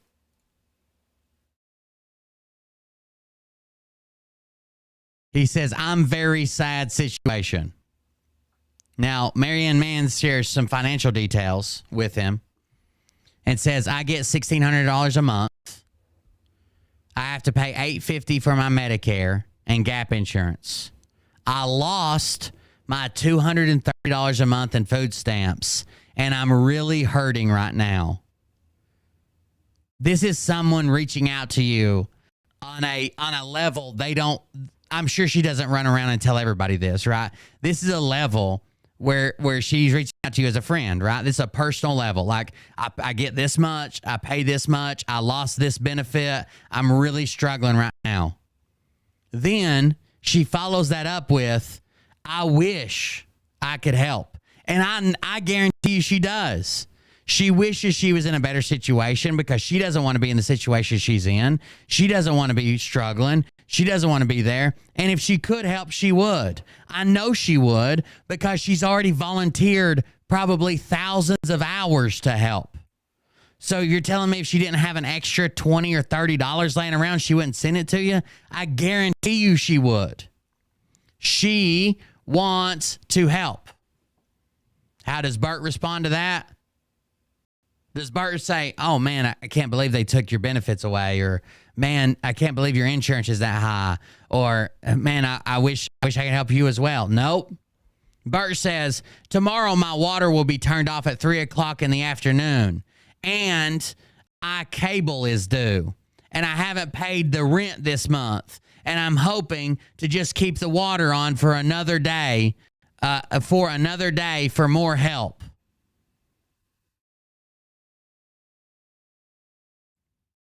God, this makes me so mad. She's telling you how hard she's struggling, and you're in a competition with her, so she'll send you some money. She then says, I can appreciate that, but I'm still over 2 weeks till my next check, and I have less than $100 to feed myself. I can appreciate where you're at, but I'm still over 2 weeks away till my next check. And I have less than $100 to feed myself for 2 weeks.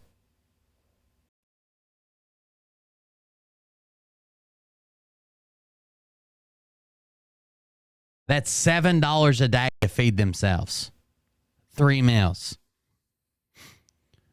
How does Bert respond? Does he say, oh, man, that's horrible. Maybe we can drop your link sometime and you can get some donations, or maybe we can find somebody to help you out, or maybe there's a program that you could find, or is there anything we can do to get maybe your food stamp supplement back up or something? Nope. He says, this is why most entertainers are liberals. I have all the money. Sad, but true. He uses that as a shot at liberals, and he meant they have all the money, I'm sure. He can barely read and write. But he says, I have all the money, sad but true. How you're here? What do you mean you can't get the Patreon link to work? You're in the chat. You're here watching right now. This is the link.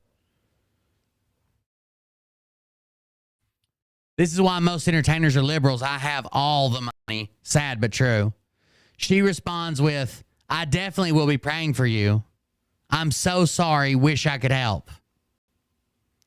I can't tell you how many times she says, like, I'm sorry. I wish I could help. I wish that I could help. I wish I could do something. I wish I could help you, but look, I'm struggling as well.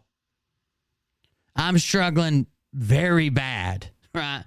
I'm not doing well. I don't know if I have the money to eat this month. Yeah, so all you use Patreon for is to get a YouTube link. I don't post actual videos on Patreon because the chat doesn't work. All you use Patreon for is just get the link and don't share it, and you just click it and watch with us.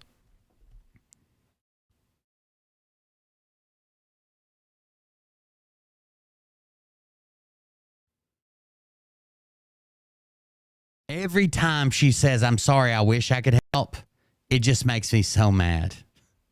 It just makes me so mad.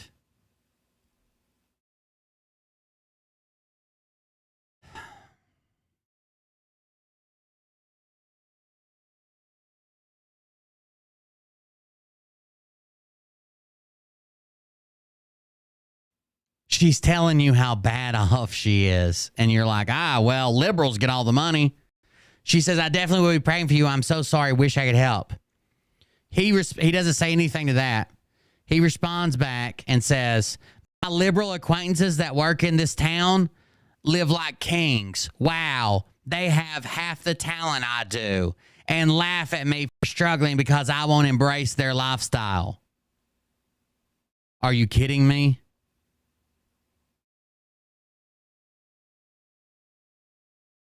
Do you really think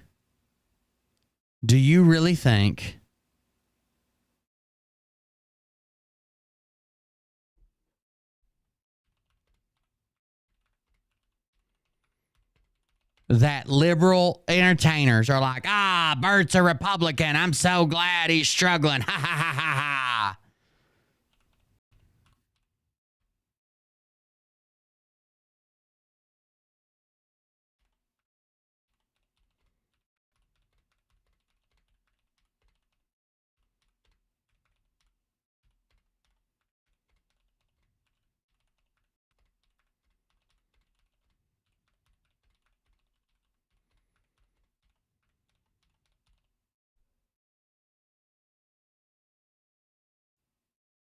These things don't happen, right?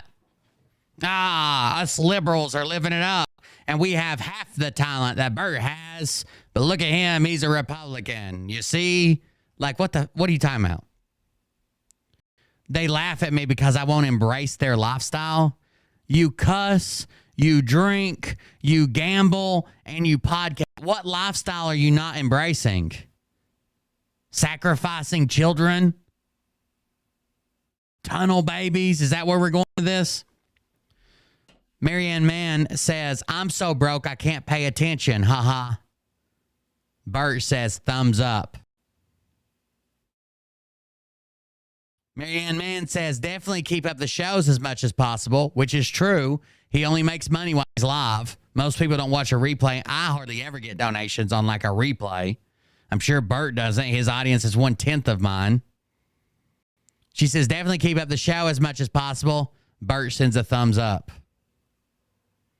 You'll see if she's not buying into his, they're persecuting me because of my beliefs and I need money. If she's not buying into, if he doesn't think she's hot to send a donation, thumbs up is all she gets.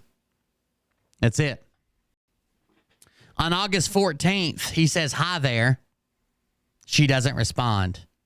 She might not have saw it or may have been sick or her back might have been hurting, whatever. So on August 18th, he comes back. By the way, you can tell he's thirsty for this money. Why? Because even when she doesn't respond, he responds again 4 days later. Bert says this on August 18th. Bert says this. Hope you enjoyed the last couple of shows. That's fine. Here's the part that's unfine. Not fine. I hope you enjoyed the last couple of shows. I still need some help. Is there anything you can do tonight? Even a small amount. How many times has she told you how bad she's struggling, Bert?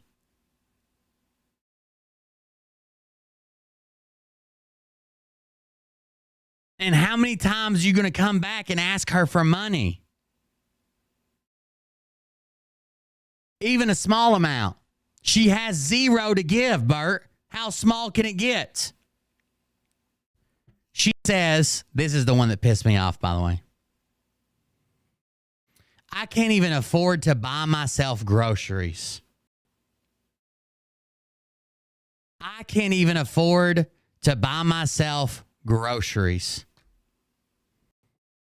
I only get $23 a month in food stamps.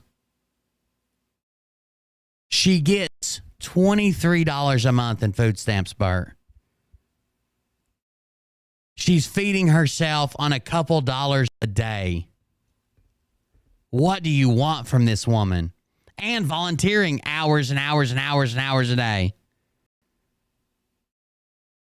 I only get $23 a month in food stamps.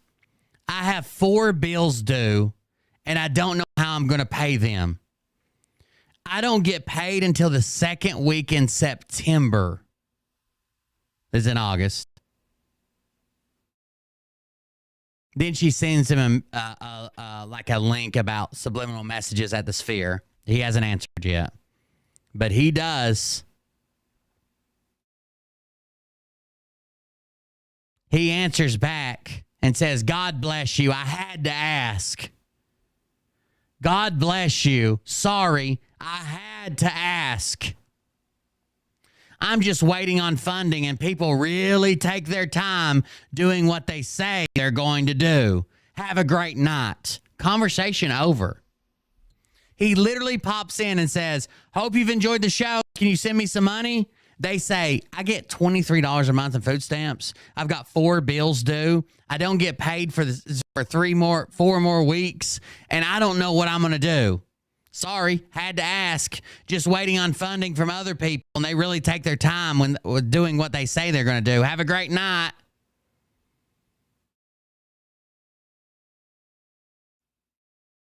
Like, people are going to clip me saying that Bert is worse than Phil and be like, oh, Will loves Phil now. Will supports pedos. Will and Phil, so blah, blah, whatever.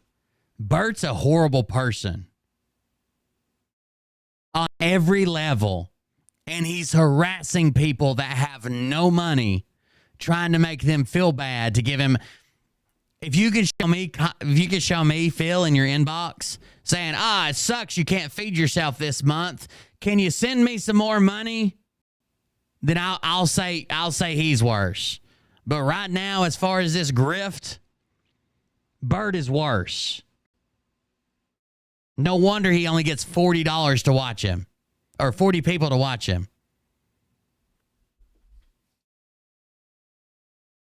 So she shares a post on December 9th that says, our post about the tire, who does this chick think they are? And basically it was someone saying, hey, Marianne Mann, you need to do this and be posting this and be doing this and be doing that. Almost like she's like Bert's manager, I guess, because she always posts links in the chat. This woman is basically just like telling her what to do, as if she's like Bert's man. Why isn't this working? And you should be dropping this link, and you should be doing that. And it was just a weird post. And she shows that to Bert. Bert doesn't respond for 2 days. And he says, some people are just haters. Did I read where you hurt your hand today? Are your fingers broken? So he's like, I got to connect with her on a better level, right? I got to connect with her a little bit better here. So I'm going to pretend like I'm going to read her last post and pretend like I care. I'm telling you, he's a professional con man. And he's mad because his tactics aren't working on people that don't have money. Some people are just haters. Did I read where you hurt your hand today? Are your fingers broken? She says, I bent 3 fingers back completely. I was screaming in pain. I don't have a vehicle that works, and I hated to call an ambulance, so she didn't. I don't think they are broke, but they're definitely in pain. Bert says, oh my God, did you go to the doctor? She says, no vehicle, but I don't think now that they are broke, just severely stretched completely backwards. I hope her fingers weren't broke. Bert says, wow, bless your heart. She said, hey, do you mind if I ask how is the show thing going? I won't say anything on a post. I felt like you may have had to get some work. I feel like you may have to get some work to be able to pay your bills. Wish I could help. I'm trying to survive off less than $4 a day. I'm trying to survive off less than $4 a day.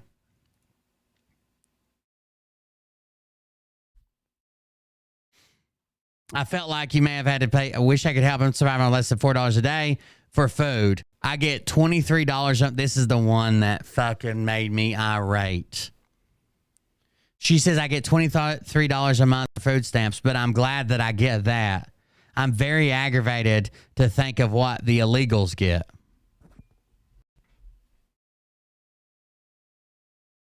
She's basically laying it all out there, right? Laying it all out there. Bert says, I'm in big trouble. I got an eviction notice today. He doesn't even respond to anything she said. I'm in big trouble. I got an eviction notice today. I did manage to get my internet and cable back on thanks to my followers who sent me some money on Sunday.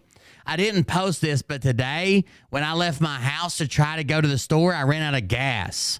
My car sat in the parking lot at Walmart all day until Nana could come take me to the gas station. I walked home. I haven't been this broke in 2 years. Just wait for it. Wait for it. It's coming. I'm telling you, he's going to piss you the fuck off.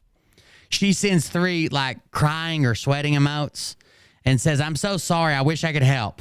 I'm only buying my nieces 3 kids each a $5 gift this year for Christmas. Nobody else. Can you do a show? Now she's saying, can you do a show? That's where you get your donations. Tell people what's going on.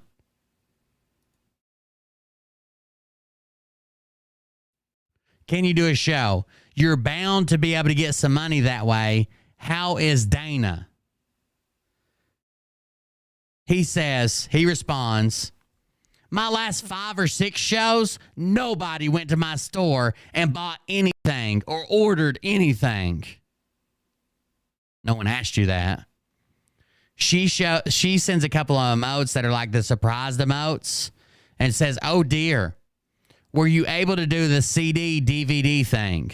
So he was going to do like he was going to record, I guess, his performances on DVD and like sell them with a CD, like a CD box set with a DVD included.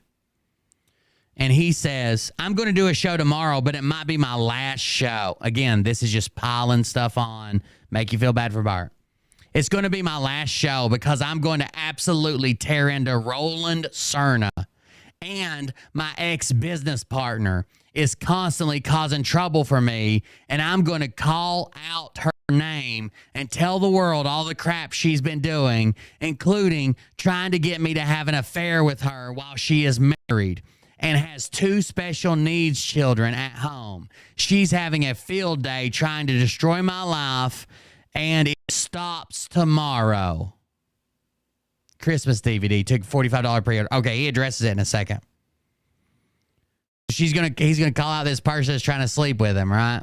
And Roland.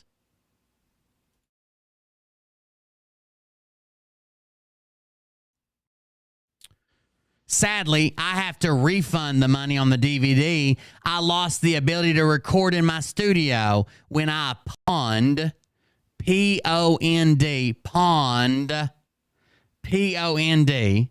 Did he do refunds or did he just say that? When I pawned my equipment, like I guess he threw it in the water to pay my utility bills. I can't find an investor. I can't find an investor. Things instead of thanks. Things to all the negative crap that is out there. Can I get a nap? Something tomorrow so I can go get my car out of the parking lot at Walmart?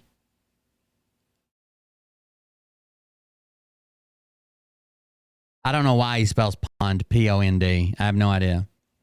Marianne Mann says, I know that you want retribution, but be careful about mentioning names. You don't want a slander lawsuit. I'm going to be praying for you. I really do care. There's a lot of us out there, again, trying to connect with him. But he's a sociopath or something. He doesn't care. He doesn't care.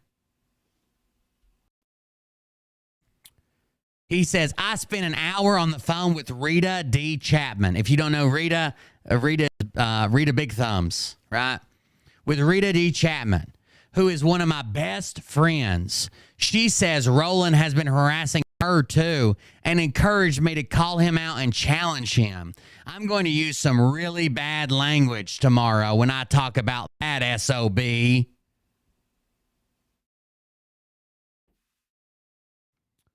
Marianne says, oh dear, I hate that. I'll be looking for your show.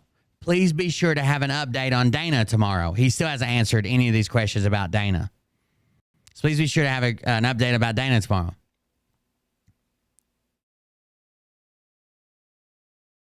How does he respond? How does he respond to that?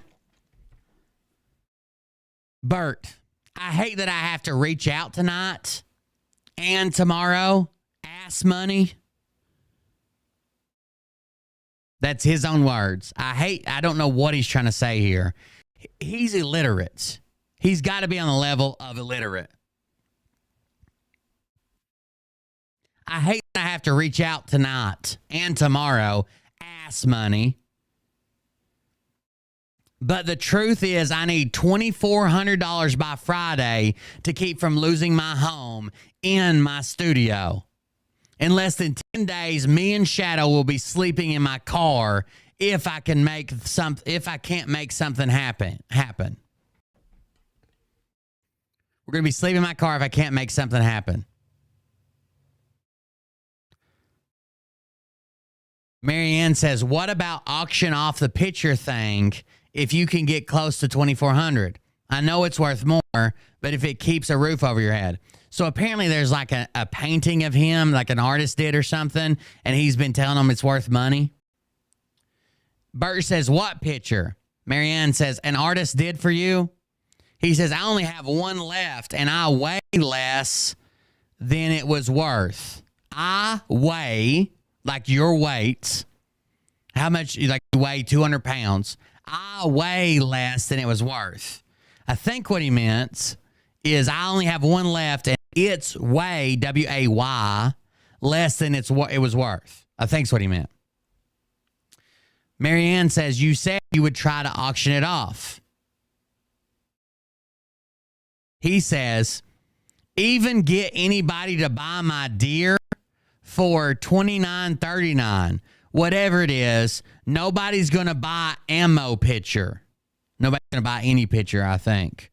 I can't even get anybody to buy something for $29, my CD probably, for $29.99. Whatever it is, nobody's going to buy any picture. Anyways, I need to log off and get some other stuff done. God bless. Love you. Talk to you soon. Feel better. Again, just about, I need money, and then he's running, right? And these people think that he's their friend. These people think that he's their friend, that he's looking out for them the same way they look out for him. No way. Marianne says, okay, I'm just trying to think of something. See you tomorrow. And sends like a praying, a cross, and a heart emote. Bert comes back at her the next day and says, I have to me more on bill tomorrow to keep mine show going. Can you help with anything tonight through Zelle or PayPal? $100 or whatever you can do. I will pay you back after the first of the year. How many times? Someone asks you for money and you're like, I struggle every month to feed myself after paying my bills aren't even paid. I can't even pay my bills. How many times is it like harassment when they keep fucking asking, dude? How many times can you ask? You can't get blood from a turnip. How many times can you ask someone to donate when they're struggling worse than you are to give you money? This is insane. She says, I have less than $90 to buy groceries and everything else for the next 3 weeks. 3 weeks, I got $90 to buy everything I need. I only spent $10 on Christmas gifts because they are little kids. I can't even feed myself. She just came out and like I've been interpreting it. She just came out and literally said, I can't even feed myself. I can't eat, Bert. Why do you keep asking me for money? What do you think Bert says back? Let's get you some food. Let's contact somebody. Let's see if we can help you out. You've got to eat. I don't want you to starve to death. Let me see if I can help you. I'll call somebody. Where do you live? I might know somebody near you. Is there a food bank? I'll call local churches. Let's get you some. I don't have any money, but let's get you some food. Nope, none of that. Bert says, OMG, XOXO. Again, if you missed this interaction, she says, I can't even feed myself. And he says, OMG, XOXO.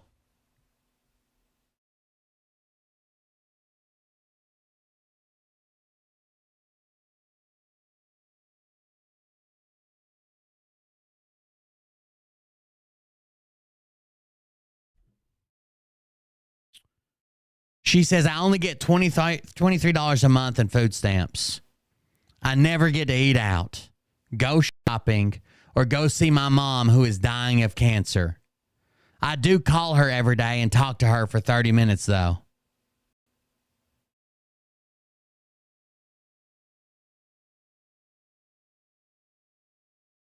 Here's the winner. Here's the winner right here. The power of Christ compels you to give little Bert a little kiss. Bert says, I understand you only get so much in food stamps. This is so fucked up, Bert. If I ever see you in real life, Bert, I'm going to punch you right in the fucking mouth for this one, okay? And when you get hit right in the fucking mouth and you think, why do I taste my own blood? It's for this message right here. I promise you. I understand you only get so much in food stamps, but that must mean you have a job or they would give you more. I didn't know food stamps at all because I've had too many deposits from my supporters. That doesn't mean I have money in the bank. It just means they won't help me. So you can't do anything at all? 60, 80, whatever. I need help now. What is wrong with you? He tries to use the fact that she only gets $23 a month in food stamps to prove that she really has money in the bank or has a good job because she doesn't get a bunch in food stamps to prove that she's holding out on him, that she really does have money to send to him, that she's lying to, if you only get $23 a month, that means you got a good job. So send me 60 or 80 or whatever. I need help now with an exclamation point. I need help now. After she said she can't feed you. After she spent $10 to buy 3 kids Christmas gifts. She literally in her last message said, I can't afford to feed myself.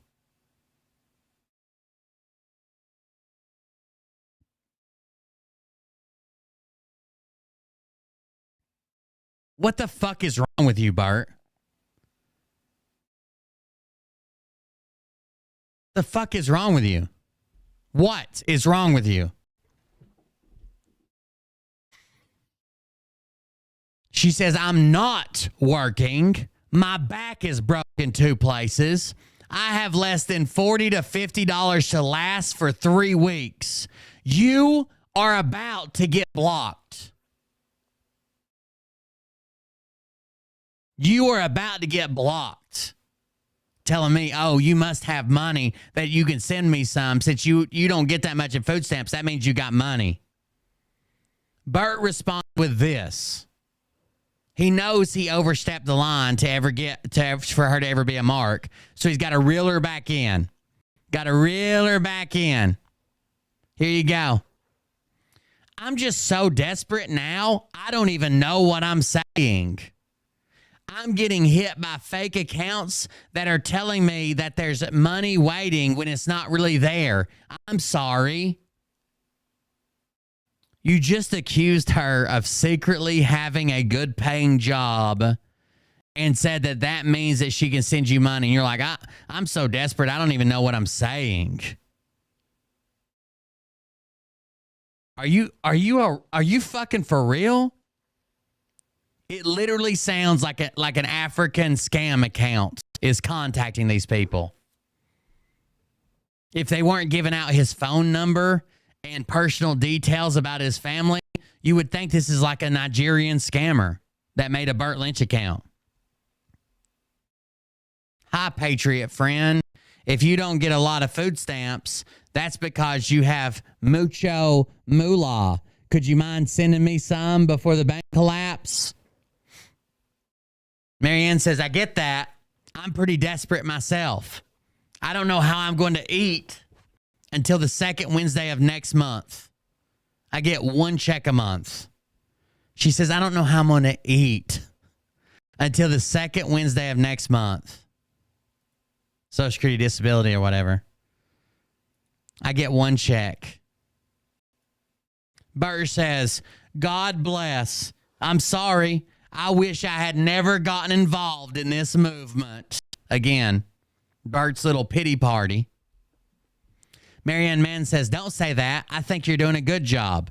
But if you want to continue to keep your followers, you're going to have shows twice a week. Granted, right now is rough with people shopping and et cetera. This is around Christmas. People shopping, et cetera. But I would at least do one show this week, not later than 8 p.m. Eastern. Keeping contact with your followers is the only way. Lose track of them and you won't have anything to come back to. A lot of people are there for you, even if they can't financially help right now. All good advice, right? You got to do your shows. Stay in touch with your audience. They're the people who are donating to you. If you need their donations, you can't just ignore them, right? You can't just ignore them. You got to stay in touch with them. Bert says, I can't do shows when I've lost all of my equipment and I don't have a way to research the topics. My connection with SNTV, I will never be profitable. It's not about how many fans I have. It's about how good the show is.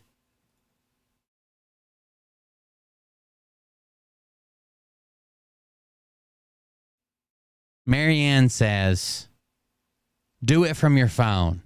Michelle Moore Winder does. Lots of people broadcast from their phone, right? Lots of people do it from their phone, right? Lots of people broadcast from their phone. Bert responds, having people be my fans who can't afford to support the show doesn't help me keep the show alive. It costs money to stay shows. I will be better off to be a Satanist. That would be thousands of people who would send me money, but I don't do that. People don't want to send money if they think they can get it for free. Attacking his audience, saying that he should be a Satanist because the Satanist, that's why he accuses me of being a Satanist, right? The Satanists get all the money. I should be a liberal performer. They laugh at me. And then attacking his audience. Fans who can't afford to support the show doesn't help me. What a piece of shit, dude. What a piece of shit, Bert. Nobody will ever send money if you aren't keeping in touch with them, says Marianne. That's true. Here's Bert. Stop trying to say do it from your damn phone. I'm trying to get a show on a network that requires professional protection. I don't want to be the next Brad Barton. I want to be the next Tucker Carlson.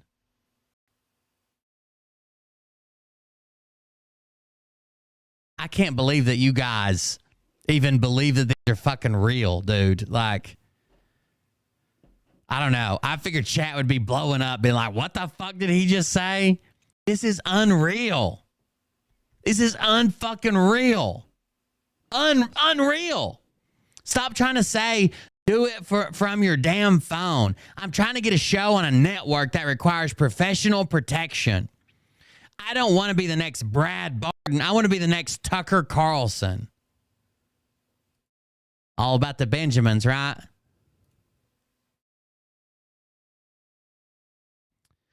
Marianne Mann says small steps first.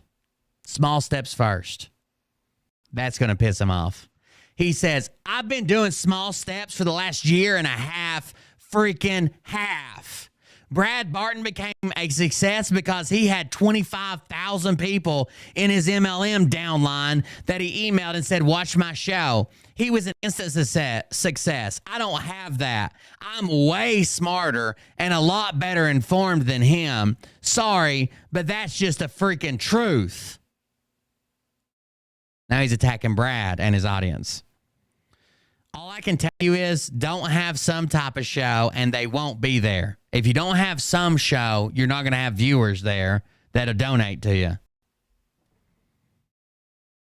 Marianne, I'm out of money. I can't pay for my fucking internet or my electricity or my rent. I need some serious help from everybody. Even $20 from 100 people would fix the problem. What in the hell is wrong with people? Can't you see that you must support the people you think are important? Jesus H. Christ.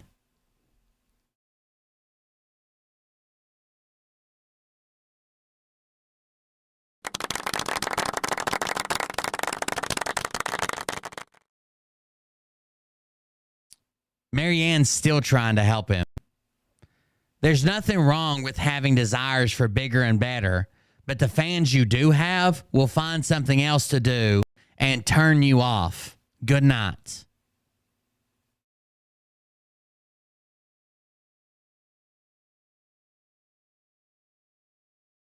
She's still trying to help him even after this shit.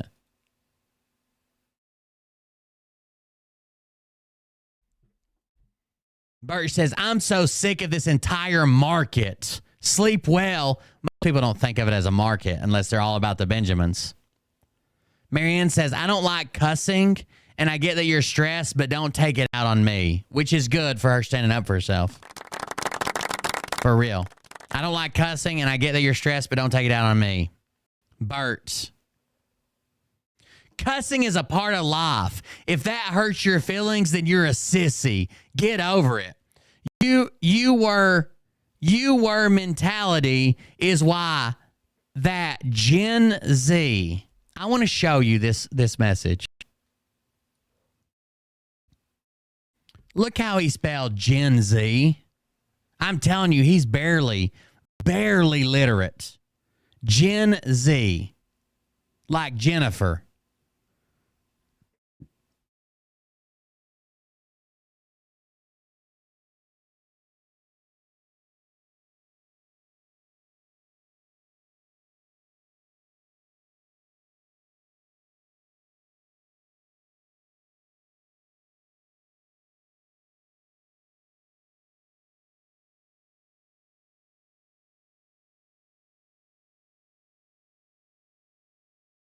He's barely. Cussing is part of life. If that hurts your feelings, then you're a sissy. Get over it. You were mentality is why that Gen Z is the way they are. They learned it from you. Grow the fuck up. Grow the fuck up, he says.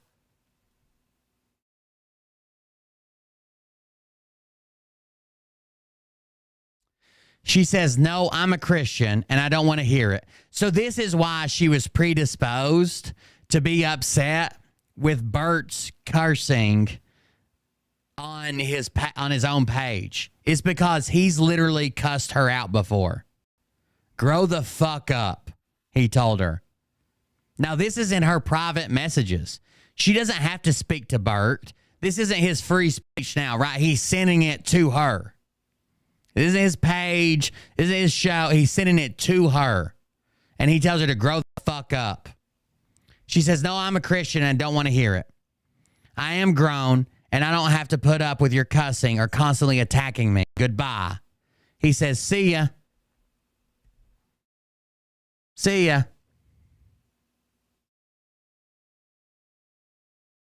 The very next day, almost exactly 24 hours later, he says, thanks for contributing in the chat room tonight.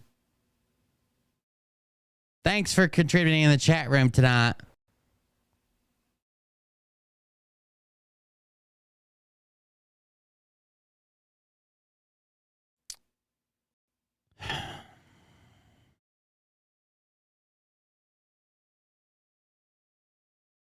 Oh, that's the wrong one.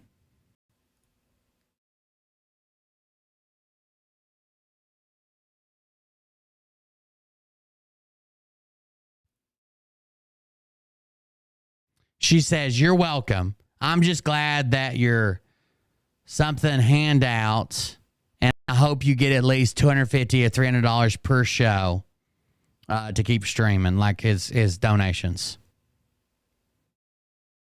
Then the next one I got is from March 2nd, and it says, I think he's talking about me. She says, hold on.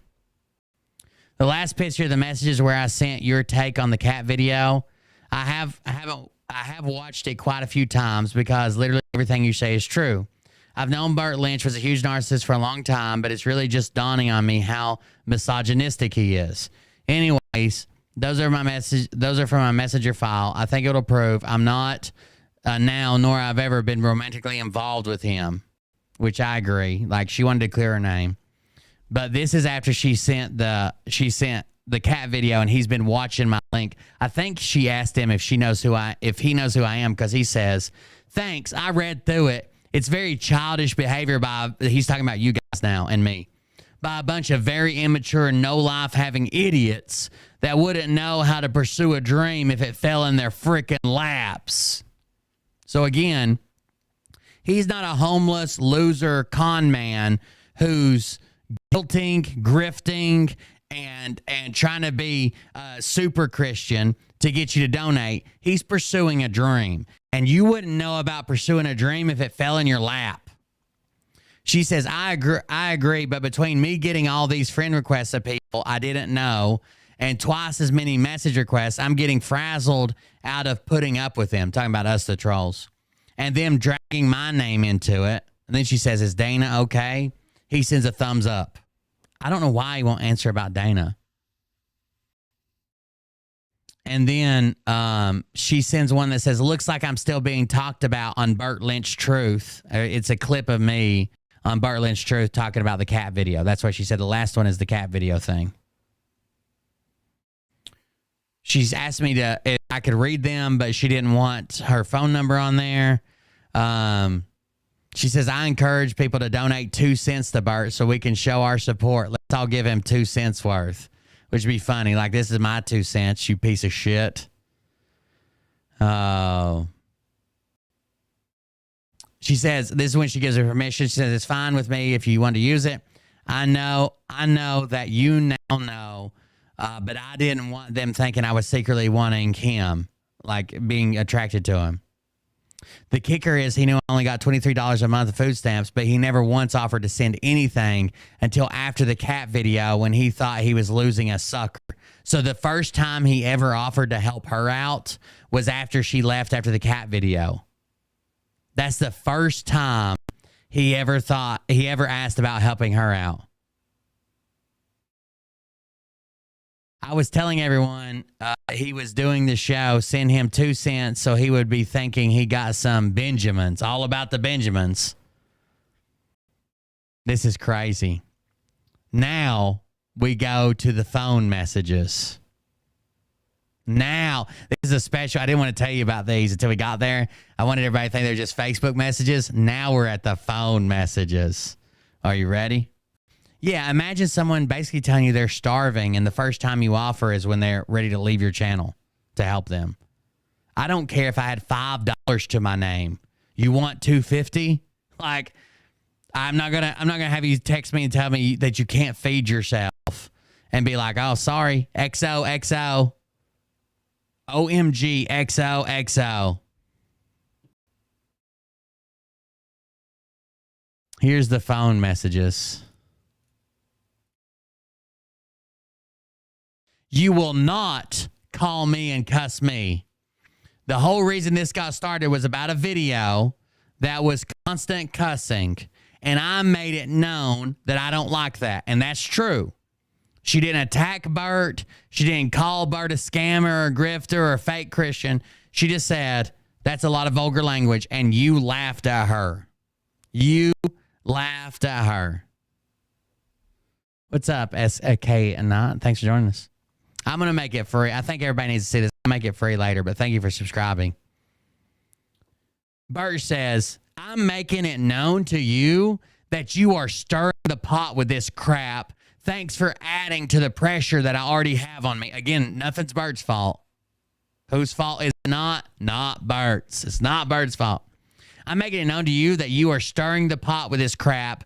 Thanks for adding to the pressure that I already have on me because your poor little sensitive heart can't stand hearing a cuss word. God bless you. Go live in your little go live in your little world all by yourself and cover your ears. I live in the real world and I'm all grown up and I don't let, this is a 70-year-old woman he's talking to. A 70-year-old woman. And he knows all of her horrible backstory and the position she's in and how she's struggling. Go live in your little world all by yourself and cover your ears. I live in the real world and I'm all grown up and I don't let what comes out of other people's mouths make me lose my flipping mind. I'm not going to apologize. I have nothing to apologize for. You were the one with the problem. I'm done with this. Goodbye. He's not done with this, by the way.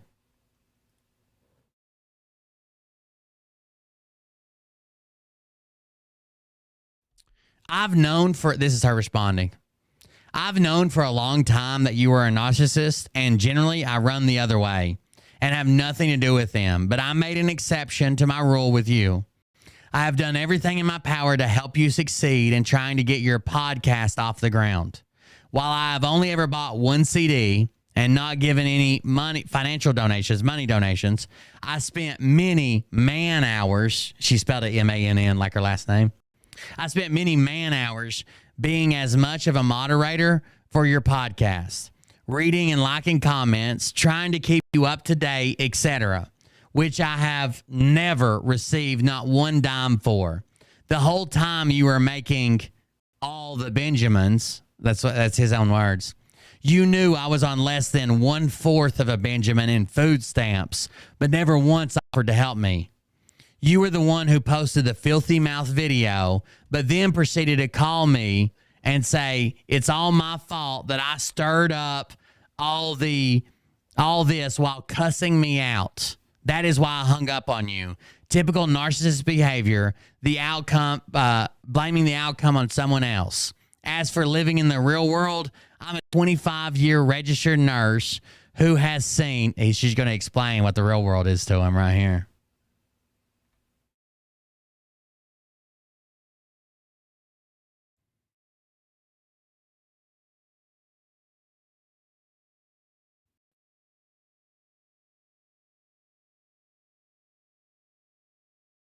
I'm a 25-year registered nurse who has seen and helped life into this world and even delivered a baby by myself. I've also washed and dressed deceased babies and baptized them before taking them to their grieving parents. I've assisted in real codes on real people. I was there when my husband Randy was diagnosed with colon cancer and died only 2.5 weeks after diagnosis, the day before my birthday. I was also there when Liberty National Insurance said your husband's policy is no good because he didn't pay the very last month and hasn't paid yet this month, so we're not paying it. It was only $10,000, and we had been paying on it since 1974 when we got married. This was on my birthday. I had to come home from his funeral and change out of my black gown or my black dress or whatever. Let me see the rest of it. I think I got the rest of it. That might be cut off. No, here it is. My black dress to start repairing walls and steam cleaning carpets because there were 2 mortgages. I was also there when my 42-year-old son Chris got sick and died only 4 days after taking him to the doctor, and she refused him to give him an antibiotic when he was coughing up green. I found his still warm body. CPR did not help him. He also had no insurance. I'm still paying Sunset Funeral Home for his funeral 6 years later. You live in the real world. When you've walked a mile in my shoes, let me know. Stop being a typical narcissist and blaming everyone but yourself. Take accountability for your actions. 1, you posted the video. If you didn't want feedback, you should turn off comments on your post. 2, I made one comment about the person talking having a filthy mouth, and you just got off the phone cussing me? Really? She's going to introduce him to the real world, apparently. He says, laugh out loud. Yeah, the thumbs up. The thumbs up is basically like, clearly you're not giving me money. I'm out of here. The thumbs up is a piece of shit. I asked her if, I don't know, I'll reach back out to her. Yeah, if we can just get her, I'll get her some food. I don't care. Or send her money and she can pay bills and buy food, whatever she wants. I would like to help her out. I feel so bad the way I'm so mad at Bert, dude. I don't usually like get mad at people. We just laugh and go on with our life. I am so fucking mad at Bert. I'm so fucking mad. Bert says, laugh out loud. You're the narcissist, my love. You cannot see that you were the one that started this crap. You're the one who chimed in and started attacking Ann Gallagher and her comments. You piled on with the Bert haters that were making comments about the stupid cat video instead of staying out of it or supporting my right to post in my own room. You drew attention to the issue to the point that Will Bird did an entire show based on your interaction with others about me. I didn't do a whole show on it. I just said this is what set it up. You were so narcissistic that you can't see that.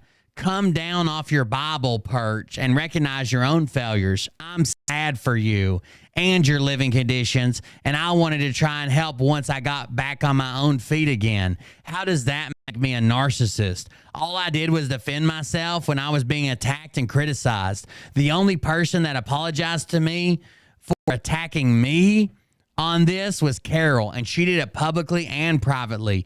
That is a Christian thing to do, not this constant berating and bashing. I'm a human being. When I get angry, I say cuss words. I guess I'm damned to hell for it in your scorebook. Imagine thinking that you're in the right, dude. Imagine thinking that you're in the right from this.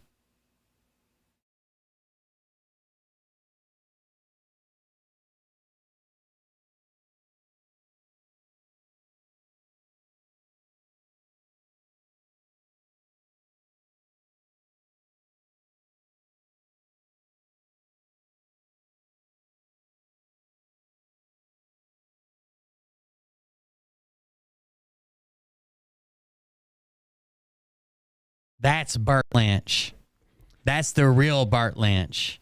That's the Bert Lynch that isn't hiding behind God or his podcast studio or SNTV or his followers. Or that's the Bert Lynch that's at fault. That's the Bert Lynch that's at fault. He's a piece of shit. I don't know what else to tell you. Bert Lynch is a piece of shit and berated this lady. Again, we can even go to the cat video, dude. She said, oh, that's a lot of vulgar language or something like that. Or the person's got a vulgar mouth. And he laughed at her. He laughed at her. Knowing that he's running around pretending to be a kitchen.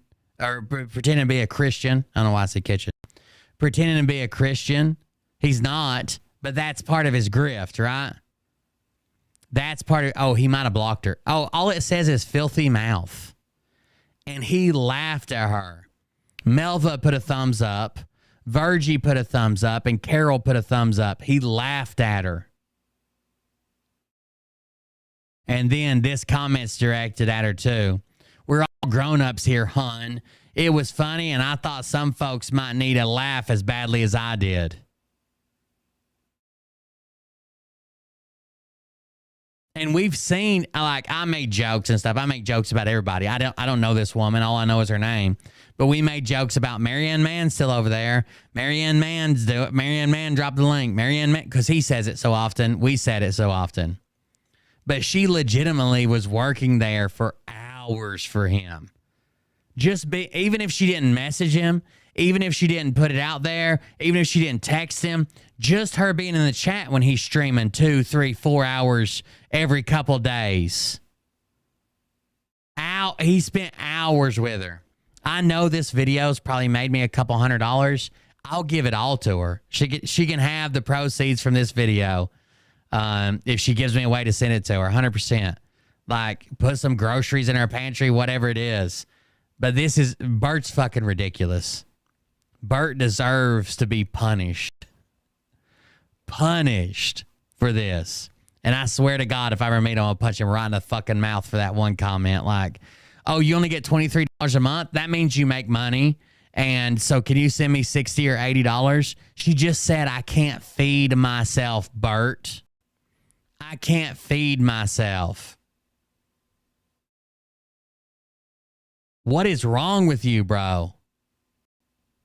What is wrong with you? I don't know. If she watches the rest of this, I'll send her a message too. If she watches the rest of this, reach out to me. We'll get you some groceries for sure. Even if you don't want money or nothing else, I'm not asking you to be like, oh, take a handout so we can make like a project out of you and say we rescued you. We won't even say nothing else about it. But I can at least get you a couple $100 in groceries or whatever this video made.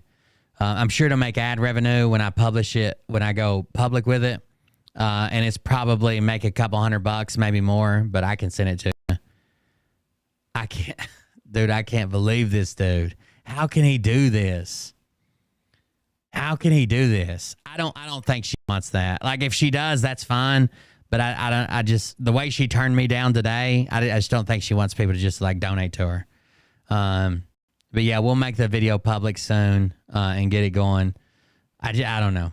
I just can't believe who he is, who he pretends to be, right? Mega uber Christian, a right-wing conservative, and how he actually this is a 70-year-old woman who's telling you about her struggles, about her life, and you know the bad times in it. And I'm sure she had great times in it too. But when we're talking about bad times, everybody's talking about bad times.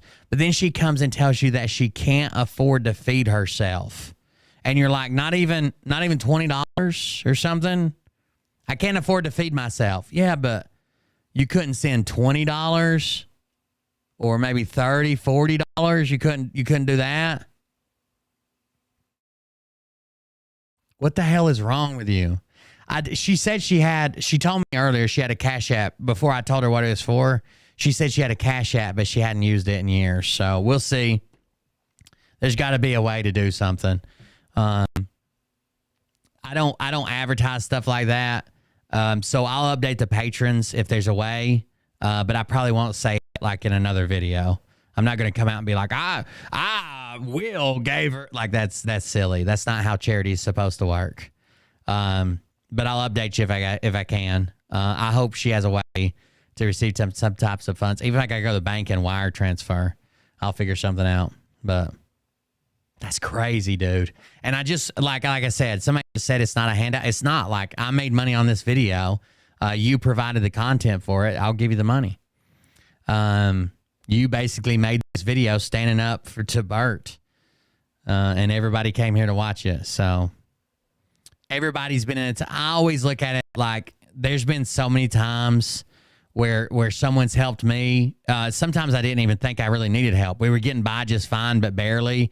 And, you know, something come into my life that was like, you know, somebody gave me some money or bought something that I had or did something. My dad, when he was alive, years before he died, like there would be times where I'd be like, hey, I need $200 till I get paid, or, you know, I need to pay this bill until the 16th, or my sister's let me put stuff on her credit card before to pay the bill until I got my paycheck. Yeah, if there's somewhere I can help, I'll help the best I can. But anyways, thank you guys for joining us. I do appreciate it. Thanks for hanging out with me. Thanks for being patrons. Again, I'll donate the proceeds of this video if I can.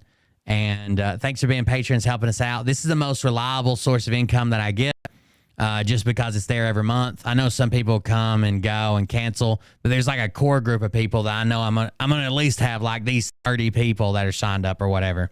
So thank you for being there. That's what allows me. If I didn't have Patreon, I would have never got the office, and we'd have never been this far, right? I would have still been in the van or the camper or something, but I'd have never had the office, just because donations fluctuate so much. I couldn't have taken on an added expense not knowing if I'd be able to pay for it.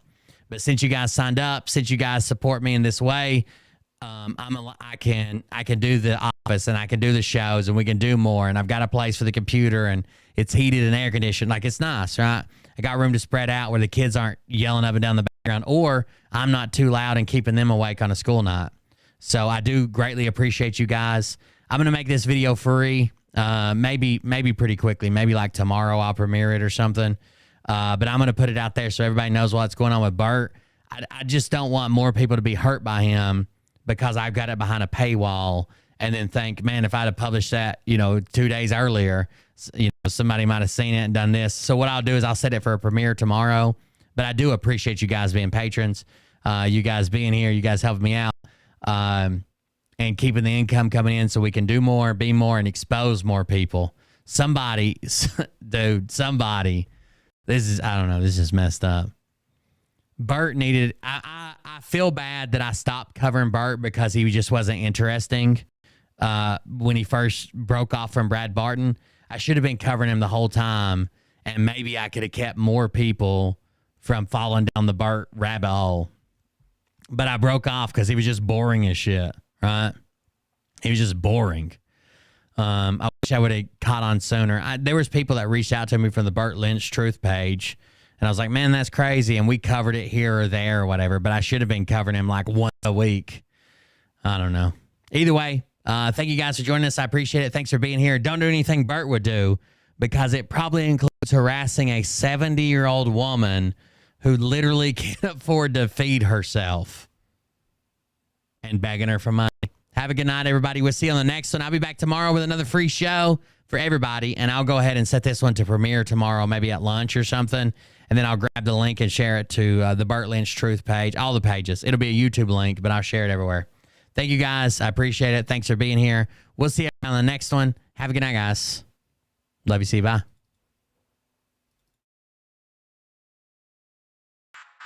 But I can tell you this about if this douchebag happens to see this particular show. I'm so glad I got that off my chest. I've been mad at Bert all day. Like, I've been mad at him all day since I read those. My name. I got up. I think I got up at like 10 or something, but I didn't check my Facebook until like noon. I've been mad at Bert all freaking day. Okay, Scott. Here we go. I think I started some shit. Listen off, it's about to get lit. Get the place in the best, you know that stage is set. You better buckle up, cause you ain't seen none yet. I bet you he's done this his whole life. He's literally the guy that they, like, during the 70s and 80s or whatever, these smooth fucking con men that people warned you about. Oh, you're going out to Vegas? Don't let one of them guys talk you into, he's got this show and he can do this and he can get you set up with an investment. He's literally the con man that they used to warn people about. But you don't see it. That's why he's older. You don't see it as much anymore. It's all phone, internet scams. He's a legit in-person con man who's just taking it to the internet recently. He's horrible, dude. Now I want to know, like, his business partners that backed out on him. His show he was producing, the guy just disappeared. I want to know how he conned them. He didn't have a show. He wasn't investing. He said that his one investor backed out after he got that lump on his neck or whatever. But he also said, I bought a big house so we could do our rehearsals in the living room, and I had the dancing girls over. He probably blew all the fucking money before the show even started. Oh, thank you, Winterly. I appreciate it. Appreciate you guys saying that. There'll be people that come and go, and if you got to come and go, I have people, I feel so bad. They're like, I had to cancel this month because bills or whatever. If you got to come and go, come and go. I don't want you to sacrifice anything to watch me at all. Like, pay your bills, feed your kids, do Christmas. You don't have to apologize to me, but if you want to stick around, we do appreciate it. This is gonna be it. Whoa. Stop. What? I'll get my files. Wait, what are you doing? Stop. Fucking stop. Dude, come on. Seriously. My mom's an alcoholic. Oh, give me oh my God. Damn it. Here we go, I think I started some shit. Listen off, it's about to get lit. Get the place in the best, you know that stage is set. You better buckle up, cause you ain't seen none yet. Here we go, I think I started some shit. Listen off, it's about to get lit. Get the place in the best, you know that stage is set. You better have a good night, everybody. See you on the next one. Seen none yet. Round 3. Down goes Nino. Please say it isn't so. Got him backed up on the ropes, trying to ram it